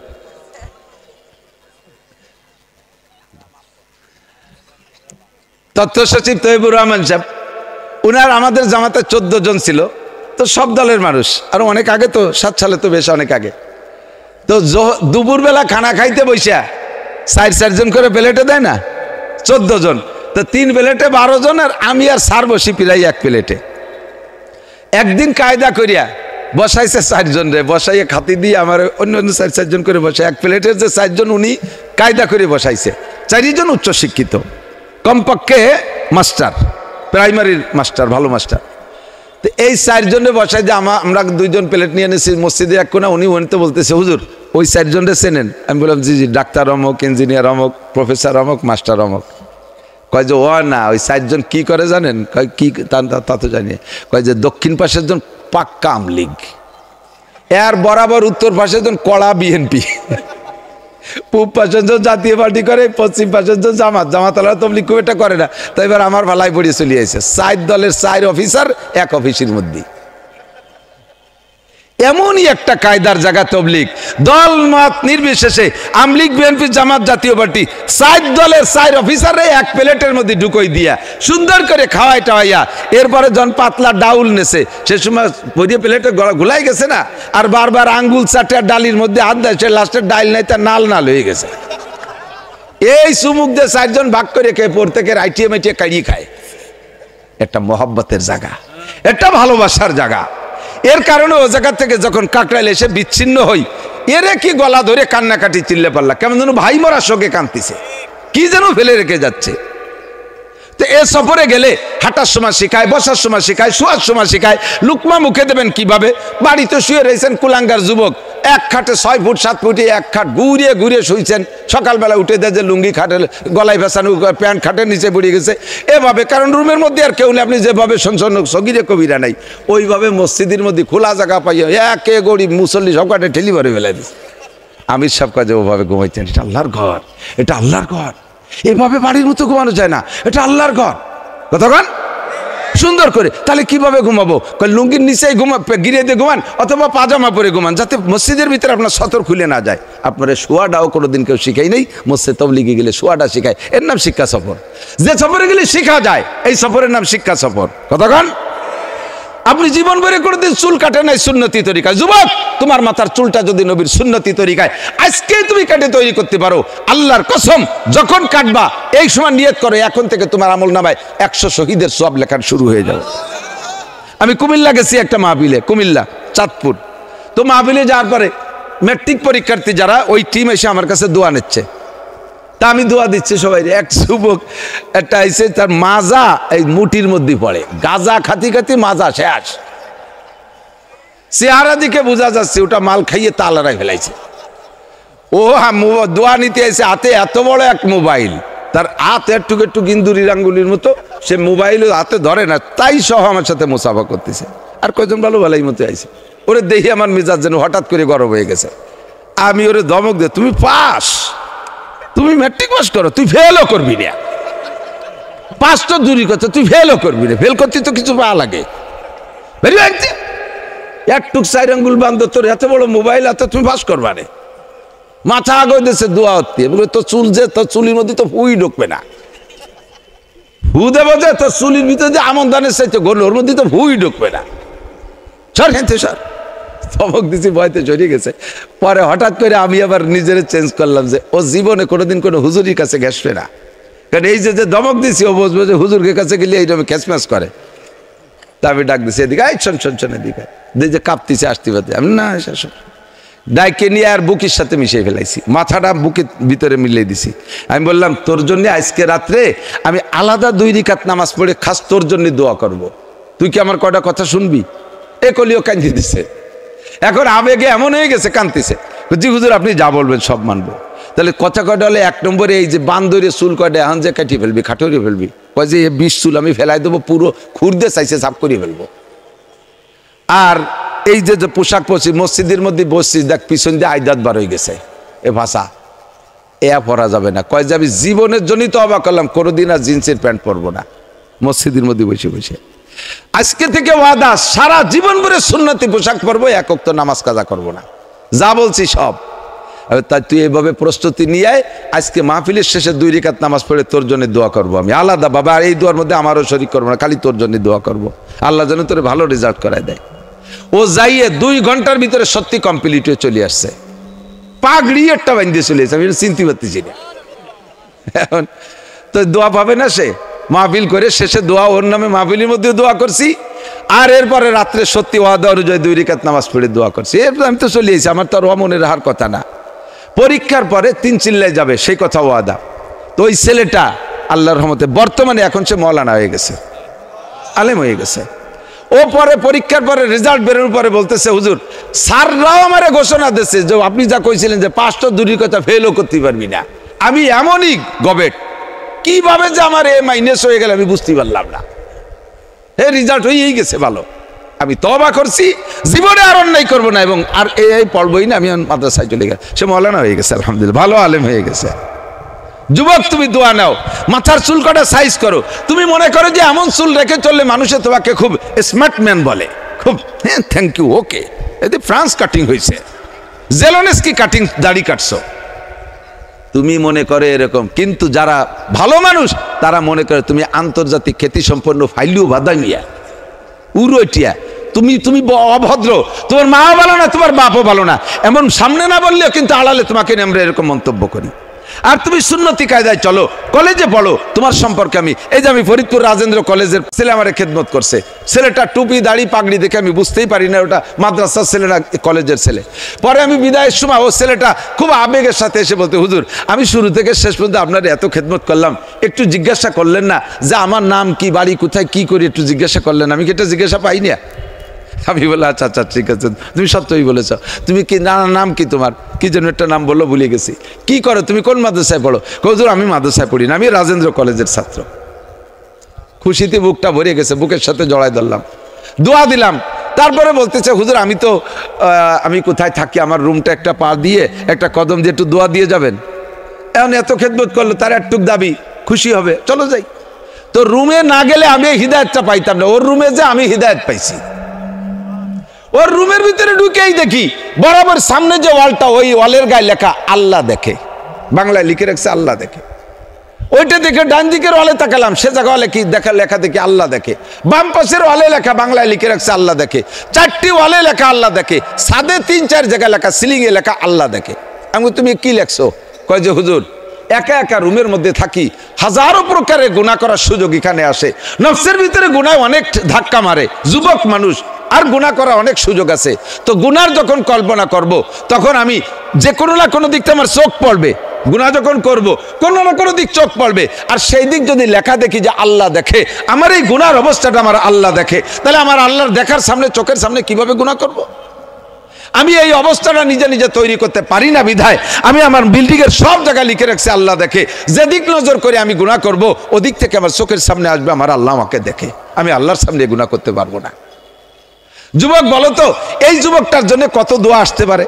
কলেজের সব প্রফেসররা তারে দোয়া করে, প্রিন্সিপাল স্যার দোয়া করে, আমরা উলামায়ে কিরাম তার এভাবে প্রশংসা করি। তুমি মিসালি তালেবে ইলম बनने के लिए कोशिश कीजिए।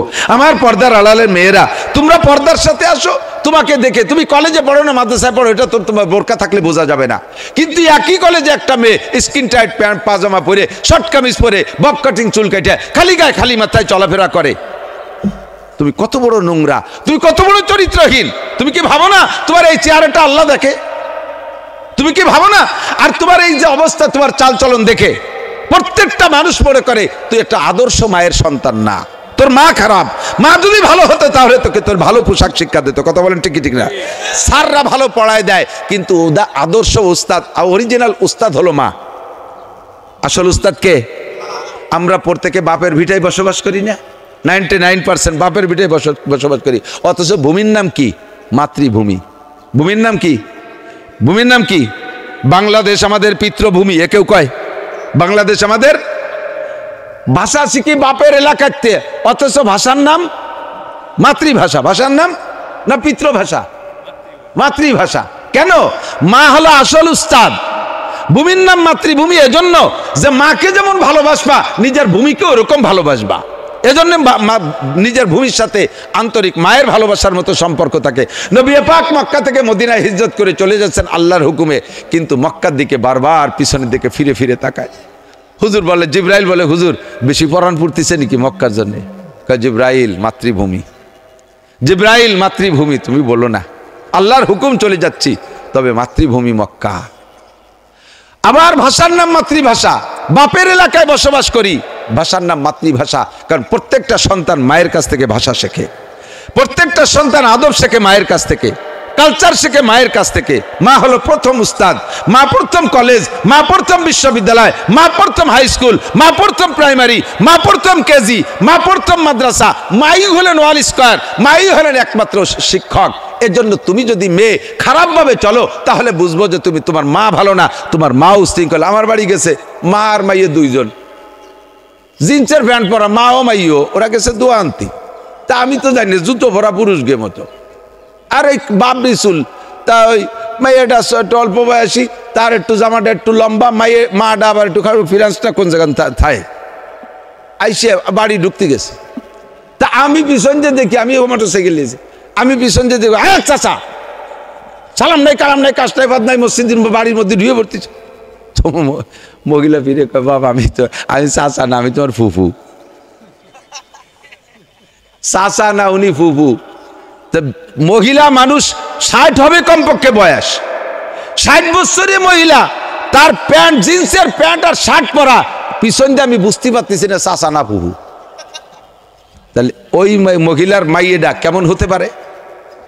মহিলা নিজে আমার কাছে নালিশ করতে দোয়া আনতে গেছে। আমার আব্বা তাবিজ কবজের কাজ করতেন, আব্বা মারা গেছে, মনে করছে যে এখন সে প্রসিদ্ধ আলেম, মনে হয় বাপের তসবিহ সেও করে। আমার কাছে গেছে তাবিজ আনতে, আমার মেয়েটা জন্য এটা দোয়া তাবিজ নিতে আসছি। বাপ আমি রেস্তায় কি দেখি অনেক দূর দিয়ে আমার ফুফুই সাজছে, আমার বাড়ি বাতিজা বানাই গেছে। তো বলতেছে যে আমার এই মেয়েটার বিয়ে দিছি, মেয়েটা তো স্বামীর বাড়ি যেতে চায় না, ও বয়ফ্রেন্ড ভালোবাসে বাস। তা আমি বললাম যে ফুফু, 1 নম্বরে আমি তাবিজ দেই না, 2 নম্বরে তোমার বাড়ি কুরআন শরীফ যদি এক তাবিজের মধ্যে বইরিও ঝুলোই দেই কাজ হবে না, কারণ নুনা জমিনে চাষ দিয়ে বীজ দিলেও গজায় না। তুমি মা, তুমি আমার বুবু, তোমার আমি পিছন যে বুঝতে পারতেছি না বুবু না চাচা। আর তোমার এই মাইয়া বয়ফ্রেন্ড ভালোবাসবে না তো ও কি কোনো নবী রাসূলকে ভালোবাসবে নাকি? ভালো হইয়া আইসো, তারপরে যাও, তোমার তাবিজ দেওয়া হবে না। দিছি দমক খেদাই দিছি, তাড়াই দিছি, তো দমকের মধ্যে তাবিজ হয়ে গেছে। 5-6 মাস পরে দেই যে ওই 2 মাস যে আবার আইছে, সেদিন আমি চিনতে পারি না, সম্পূর্ণ 100% পর্দা করে বোরকা পরে আসছে। এবার আসছে মিষ্টি সিঁড়ি আসছে, এসে বলতেছে, বলে বাবা আমি তোমার সেই চাচা ফুফু হইয়া আইছি আজকে, নিজেই বলতেছে। আর এই যে আমার সেই মেয়েটা যে স্কিন টাইট প্যান্ট পরে আসছিল, সেই মেয়েটা এই যে তোমার ধমকে এমন কাজ হইছে, তোমার ধমকি তাবিজ হয়ে গেছে। আমার মেয়েটা এখন ঘরে এলাকার আরো মহিলাদেরকে নিয়ে নিয়মিত তালিম করে, বলেন না সুবহানাল্লাহ। আমার জামাইটাই একবারে 3 চিল্লে দিয়ে আসছে, এই যে মাত্র 2 মাস আগে আসছে চিল্লে দিয়ে। আর এদের প্রভাবে আমি মাও ভালো হয়ে গেছি দোস্ত। এজন্যই বলি যে মেয়ে যে লাফায় বেড়ায়, কারণ কি? মার কারণে। মেয়েটা ধর্ষিত হয়, এটা প্র্যাকটিস করাইছে মা, প্রশিক্ষণ দিয়েছে মা। মারা কিয়ামতের ময়দানে আল্লাহর কাছে জবাব দেয়া লাগবে। ও কলেজের মেয়ে, একদিন তুমিও মা হবা। তুমি আজকে যেমন তোমার মায়ের কমান্ড মানতেছো না, শিক্ষকের কমান্ড মানতেছো না, আব্বার কথা মানতেছো না, একদিন তোমার চোখের সামনে তোমার মেয়েটা, একটা মেয়ে 5 জন পুরুষের সাথে চলে যাবে কাঁধে হাত দিয়ে, তুমি শুধু চোখ তাকাইয়া বুতুমের মতো তাকায় তাকায় দেখবা আর কাঁদবা, কিছুই বলতে পারবা না। আজকে তুমি ভালো হয়ে যাও মা, তোমার সন্তান ভালো হবে। আমরা দেশের সুসন্তান কামনা করি, ডাইরেক্ট সুসন্তান চাইলে তো হবে না, সুসন্তান তৈরি করে একটা প্রসেস করতে হবে। কতক্ষণ যুবক যারা সামনের পর বসা আছে, দৈরিয়াই খুব আগুন আগুন ভাব দেখতেছি, বালতি করে পানি মারিয়ে দিলাম, দমকল দিয়ে পানি মেরে দিলাম, তাৎক্ষণিক থামলো, কিন্তু আগুন তো ভিতরে মূলে রয়ে গেছে। এই পানি টানি গেলে আবার ধীরে ধীরে জ্বলিয়ে উঠবে। একেবারে অরিজিনাল ভাবে আগুন নিবানোর পদ্ধতি কি? উদাহরণ শুনে নেন, এদিক তাকান।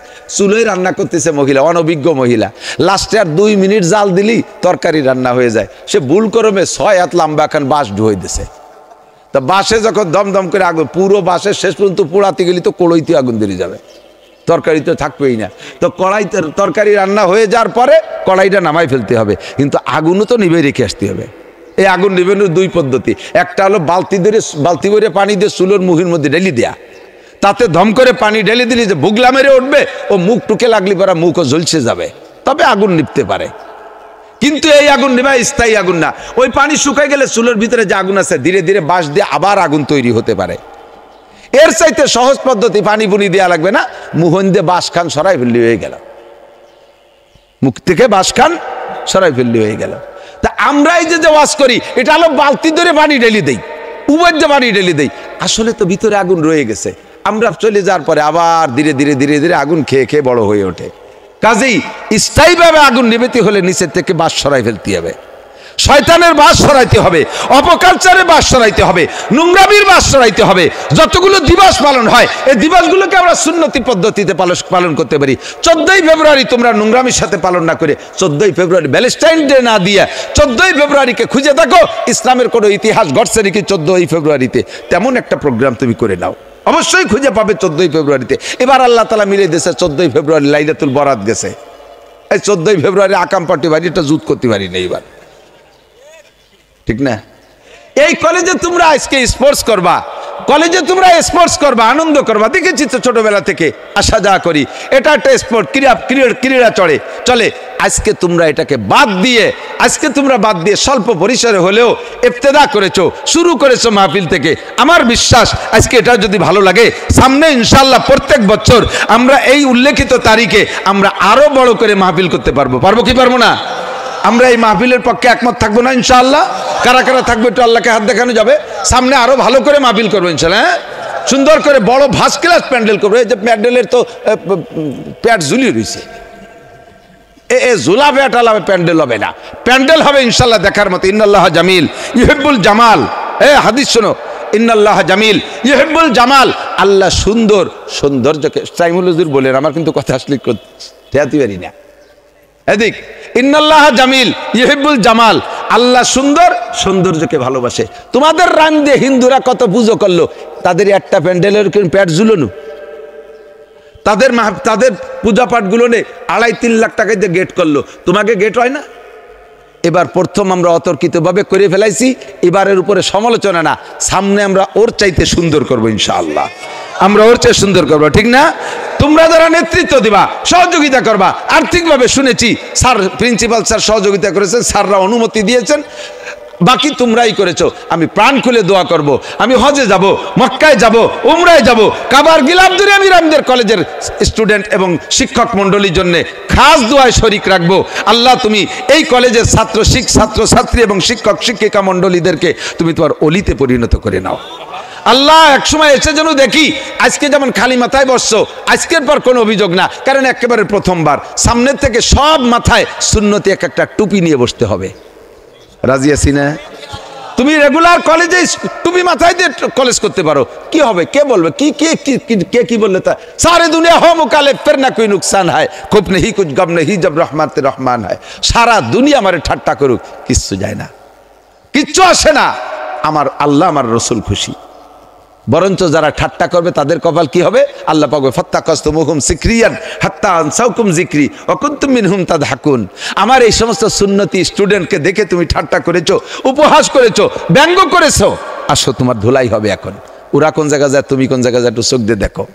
সে সময় যারা ঠাট্টা করেছে তারা বলবে ইয়া ওয়াইলাতা লাইতানি ইত্তাখাযতু মা'আর রাসূল সাবিলা, হে আমার কপাল পোড়া, আমি কেন রসুলের সাথে ছোট্ট একটা লাইন করে নিলাম না? একটা টুপি পরে কেন কলেজে গেলাম না? আমি কলেজের সুন্নতি পোশাক কেন পরলাম না? আমার তো স্যাররা নিষেধ করে নাই। আবার প্রিন্সিপাল স্যারই তো দাড়িওয়ালা, আমি যদি দাড়ি রাখতাম স্যার তো আমাকে আরো বেশি ভালো বলতেন, প্রশংসা করতেন। আমি পর্দা করলে স্যার ভালো বলতেন, আমি কেন করলাম না? রব্বানা আখরিজনা মিনহা ফাইন উদনা ফাইন্না জালিমুন। আল্লাহ আরেকটা বার দুনিয়ায় পাঠায় দাও, আমি রামদে কলেজে আবার ভর্তি হব, একেবারে পিসা বইয়ে আসবো, দেখবা আমি কোনোদিন যুব্য ছাড়া কলেজে যাব না। আল্লাহ কায় ইকসাউ ফিহা ওয়ালা তুকাল্লিমুন, আর কথা হবে না, সময় শেষ, সময় শেষ, সময় শেষ, আর হবে না। তোমার 30 বছর বয়সের পরে তোমাকে আর কলেজে ভর্তি হয়ে পড়লে তোমার যেমন সার্টিফিকেট দেবে না, তোমার চাকরির রেস থাকবে না। সার্টিফিকেট পাইলে তুমি ওই সার্টিফিকেট দিয়ে চাকরি পাবে না, তোমার রেস ওভার হয়ে গেছে, তোমাদের সবাই রেস ওভার হয়ে গেছে, ফেল, আর তুমি চাকরি পাবে না। কাজী আমার প্রাণপ্রিয় বন্ধু যুবকরা, তোমরা যারা স্টুডেন্ট, আমি খাস দোয়ার ভিতরে শরিক করে নেব। সামনে ইনশাল্লাহ আমরা এই প্রোগ্রামটা প্রত্যেক বছর বাৎসরিক করে নিতে রাজি আছি না ইনশাআল্লাহ? কোনো দলাদলি নাই, মতামতি নাই, যেই যখন নেতৃত্বে আসবে তার নেতৃত্ব আমরা মেনে নেব। প্রিন্সিপাল স্যার এবং স্যারের শিক্ষা সচিব যারা আছেন, যিনি আছেন, তার সাথে আমরা একমত হইয়া, তার সাথে একসাথে হইয়া আমরা আরও সুন্দর করব ইনশাআল্লাহ। এই দিনের বেলাই হবে, রাতে দরকার নাই। দিনের বেলা হলে মেয়েরাও কলেজের ভিতরে বসে বয়ান শুনতে পারবে, দিনেই হবে, দিনেই সুন্দর, দিনের কাজ দিনে হবে, দিনের কাজ দিনে হবে, দিনের কাজ রাত্রি হতে গেলে নানান অ্যাক্সিডেন্টের ভয় থাকে, কাজে দিনের কাজ দিনেই হবে। আমরা আরো সুন্দর করে করব, পরিবেশ আরো সুন্দর করব ইনশাআল্লাহ। আমি ওয়াদা দিচ্ছি, আমার বড় ধরনের পেজ যদি দূরে না থাকে, দূরের প্রোগ্রাম না থাকে, আমি আসবো ইনশাআল্লাহ। আমি কি আসবো ইনশাআল্লাহ? আসবো ইনশাআল্লাহ। 30 পারা কোরআন শরীফ 23 বছর ধরে নাজিল হয়েছে, অত আমি একদিনই 1 ঘন্টার মধ্যে ওয়াজ করে কুল পাবো না। কমপক্ষে 23 বছর তো লাগবে ওয়াজ করতে, একবারে এক খতম শেষ করতে। তো ইনশাআল্লাহ 23 বছর পর্যন্ত বাইসে থাকলে আল্লাহ আসবো ইনশাআল্লাহ। আল্লাহ কবুল করুক। রাজি তো? হুজুর দোয়া করেন। হুজুর আল্লাহুম্মা সাল্লি আলা মুহাম্মদ। স্যার কিছু বলবেন? স্যার পুরো কলেজের জন্য খাস দোয়া থাকবে, যারা পরিশ্রম করেছেন তাদের জন্য দোয়া তো করতেই তালে রয়েছে, আরো দোয়া হবে ইনশাআল্লাহ। আগামী থেকে যেন এই প্রোগ্রামটা আমরা ধরে রাখতে পারি। আজকে এ পর্যন্ত যত গুনাহ হয়েছে এর থেকে এটা আন্তরিকভাবে তওবা করে নেই। আস্তাগফিরুল্লাহ, আস্তাগফিরুল্লাহ, আস্তাগফিরুল্লাহ আল্লাযী লা ইলাহা ইল্লা হুয়াল হাইয়ুল কাইয়্যুম ওয়া আতুবু ইলাইহি লা হাওলা ওয়ালা কুওয়াতা ইল্লা বিল্লাহিল আলিয়্যিল আযীম। আপনাদের ইমাম সাহেব আমার ছোটবেলার বন্ধু এবং আমার চেয়ে বয়সে বড়। আমি হেফজখানা, আমি জামাতখানায় পড়তাম, হাফেজ মৌলানা সিরাজ ভাই উনি হেফজখানায় পড়তেন, আমাদের চাইতে বয়স বেশি ছিল সে সময়, এখনও মুরব্বী ইমাম সাহেব। সেই আমল থেকে, ছোটোবেলা থেকে অত্যন্ত আমলি মানুষ, আমি অতটা আমলি ছিলাম না। উনি আমাদের চাইতে ছোটোবেলার থেকে ভালো, এমন সুন্দর একজন আল্লাহওয়ালা ইমাম পেয়েছেন। এবং আপনাদের আশেপাশে রামদিয়া মাদ্রাসার হুজুরানরা আছে, এই যে সকলেই আল্লাহওয়ালা মানুষ। যুবকরা সম্পর্কটা এখানে রাখো, কুনু মা সাদিকিন, সত্যবাদীদের সাথে থাকো। বকো সন্দার কুতুব বিনি বাহার দাম, সবসময় লেখাপড়ার মধ্যে কাটাও। আর একটু যদি বিশ্রাম নিতে মনে চায়, কোনো ভালো মানুষের সঙ্গ দিতে মনে চায়, তাহলে মিয়ানে হাম নাসি বাসি মোকাররম, ভালো সাথী কারা, ভালো মানুষকে, তার সাথে একটু সময় দাও। আলতু ফালতুদের সাথে ঘুরতে ঘুরতে সময় নষ্ট হয়ে যাবে, আরও খারাপ হয়ে যাবা। আল্লাহুম্মা সাল্লি আলা মুহাম্মদ। আলহামদুলিল্লাহি রাব্বিল আলামিন ওয়াসসালাতু ওয়াসসালামু আলা আশরাফিল আমবিয়াল মুরসালিন। রব্বানা যালামনা আনফুসানা ওয়া ইল্লাম তাগফির লানা ওয়া তারহামনা লানাকুনান্না মিনাল খাসিরিন। রব্বানা ফাগফির লানা যুনুবানা ওয়া কাফির আন্না সাইয়্যাতিনা ওয়া তাওয়াফানা মা'আল আবরার। রব্বানা হাব লানা মিন আজওয়াজিনা ওয়া যুররিয়াতিনা কুররাতা আয়ুন ওয়াজআলনা লিল মুত্তাকিনা ইমামা। রব্বি ইশরাহ লি সাদরি ওয়া ইয়াসসির লি আমরি ওয়াহলুল উকদাতাম মিন লিসানি ইয়াফকাহু কওলি। রব্বি জিদনি ইলমান নাফিআ। মেহেরবান আল্লাহ, দিনের বেলা আল্লাহ একেবারে শতভাগ প্রতিকূল পরিবেশ, আয় আল্লাহ সম্পূর্ণ স্কুল কলেজের ছাত্ররা, আয় আল্লাহ শিক্ষক মণ্ডলী, যাদের কাজ তুমি জানো কি করে থাকে তারা, সেখান থেকে তারা ফিরে এসে আজকে তোমার দিনের একটা পরিবেশ তৈরি করে কিছু আলোচনার পরে তাদেরকে নিয়ে আমি গুনাহগার হাত তুলেছি। আয় মেহেরবান আল্লাহ, অবশ্যই আমাদের গুনাহ তুমি মাফ করে দাও। আয় আল্লাহ, আমাদের এই কাজ যদি তোমার পছন্দ হয়ে থাকে তাহলে তুমি আমাদের এই সবাইকে তোমার ওলি বানায় নাও। আয় আল্লাহ, কলেজের ছাত্রছাত্রী যারা আছে সকলকে তুমি শরীয়ত সম্মত ছাত্রছাত্রীতে পরিণত করে দাও। শিক্ষক মণ্ডলীকে আল্লাহ আল্লাহ ওয়ালা বানাইয়া দাও, ছাত্রছাত্রীদেরকে আল্লাহ ওয়ালা আল্লাহ ওয়ালি বানাইয়া দাও। আয় আল্লাহ, বড় জামিয়ার মতো একটা কলেজে পরিণত করে দাও। মনে চায় এই কলেজের সব ছাত্ররা যদি সুন্নতি পোশাক টুপি দাড়িওয়ালা হয়ে যেত, তোমারও খুশি লাগতো, আমাদেরও ভালো লাগতো, শিক্ষকরাও খুশি হতেন, এলাকার মানুষ খুশি হয়ে যেত। আয় আল্লাহ, হয়তো তার ওসিলায় তুমি আসমান থেকে রহমত পুরো এলাকার পর নাজিল করতে। এজন্য তোমার কাছে দরখাস্ত আল্লাহ, আয় আল্লাহ, এই কলেজের ছাত্রছাত্রীদের তুমি পাক্কা ঈমান দান করো। এগুলো সব ঈমানের পর নির্ভর করে আল্লাহ, তুমি এদের খাস ঈমান দান করো। আয় আল্লাহ, সকলকে সহি তরিকার উপরে চলার তৌফিক ও সুযোগ করে দাও। আয় মেহেরবান আল্লাহ, যারা অসুস্থ রোগী সবাইকে তুমি মাফ করে দাও। এই কলেজের সূচনা লগ্ন থেকে মুসলমান প্রিন্সিপাল, প্রফেসর, শিক্ষক, কমিটি যারা দুনিয়ার থেকে চলে গেছে, বা কলেজ মসজিদের ইমাম সাহেব অনেকরে দেখেছি তারা চলে গেছেন। আয় আল্লাহ, সব মরহুম মুর্দাগানদেরকে তুমি মাফ করে দাও, তাদের কবর আযাব মাফ করে দাও। আয় আল্লাহ, তাদের কবরে জান্নাতের দরজা খুলে দাও। এখন যারা বেঁচে আছে আল্লাহ, তাদের জান মাল ইজ্জত আবরু হেফাজত করো। প্রিন্সিপাল স্যার সহ কলেজের সকল শিক্ষক মণ্ডলী, কমিটির সদস্যদেরকে আল্লাহ, আয় আল্লাহ, তুমি খাস সদস্যে পরিণত করে নাও। আয় আল্লাহ, তোমার অলির কাতারে তাদের নাম লিখে নাও। সকল প্রকার খেয়ানত থেকে কলেজকে হেফাজত করো। আয় আল্লাহ, কমিটি এবং শিক্ষক মণ্ডলীদেরকে হেফাজত করো। কলেজের মেয়েদেরকে 100% পর্দা করার তৌফিক দান করো, ছেলেদেরকে 100% পর্দা করার তৌফিক দান করো। এখানে যারা লেখাপড়া শিখে বড় হবে আল্লাহ, তাদের কর্মজীবন উজ্জ্বল করে দিও। আয় আল্লাহ, সকলকে দাওয়াত ও তাবলীগের কাজে লেগে থাকার তৌফিক দান করো, তাদের কর্মজীবন স্বচ্ছভাবে কাটানোর তৌফিক দিও। এ কলেজের একটা ছাত্র ছাত্রী যেন বেকার পড়ে না থাকে, যে কোনো হালাল বৈধ কাজের উৎস তাদেরকে তৈরি করে দিও। আয় আল্লাহ, এই মাহফিলটা কিয়ামত পর্যন্ত সুন্নতি তরিকায় চালিয়ে রাখার মতো ব্যবস্থা তুমি করে দিও। রব্বির হামহুমা কামা রব্বায়ানি সগীরা রব্বি জিদনি ইলমান নাফিআ। সাল্লাল্লাহু তাআলা আলা খায়রি খালকিহি মুহাম্মাদিন ওয়া আলিহি ওয়া আসহাবিহি আজমাইন বিরহমাতিকা ইয়া আরহামার রাহিমিন। আসসালামু আলাইকুম ওয়া রাহমাতুল্লাহ।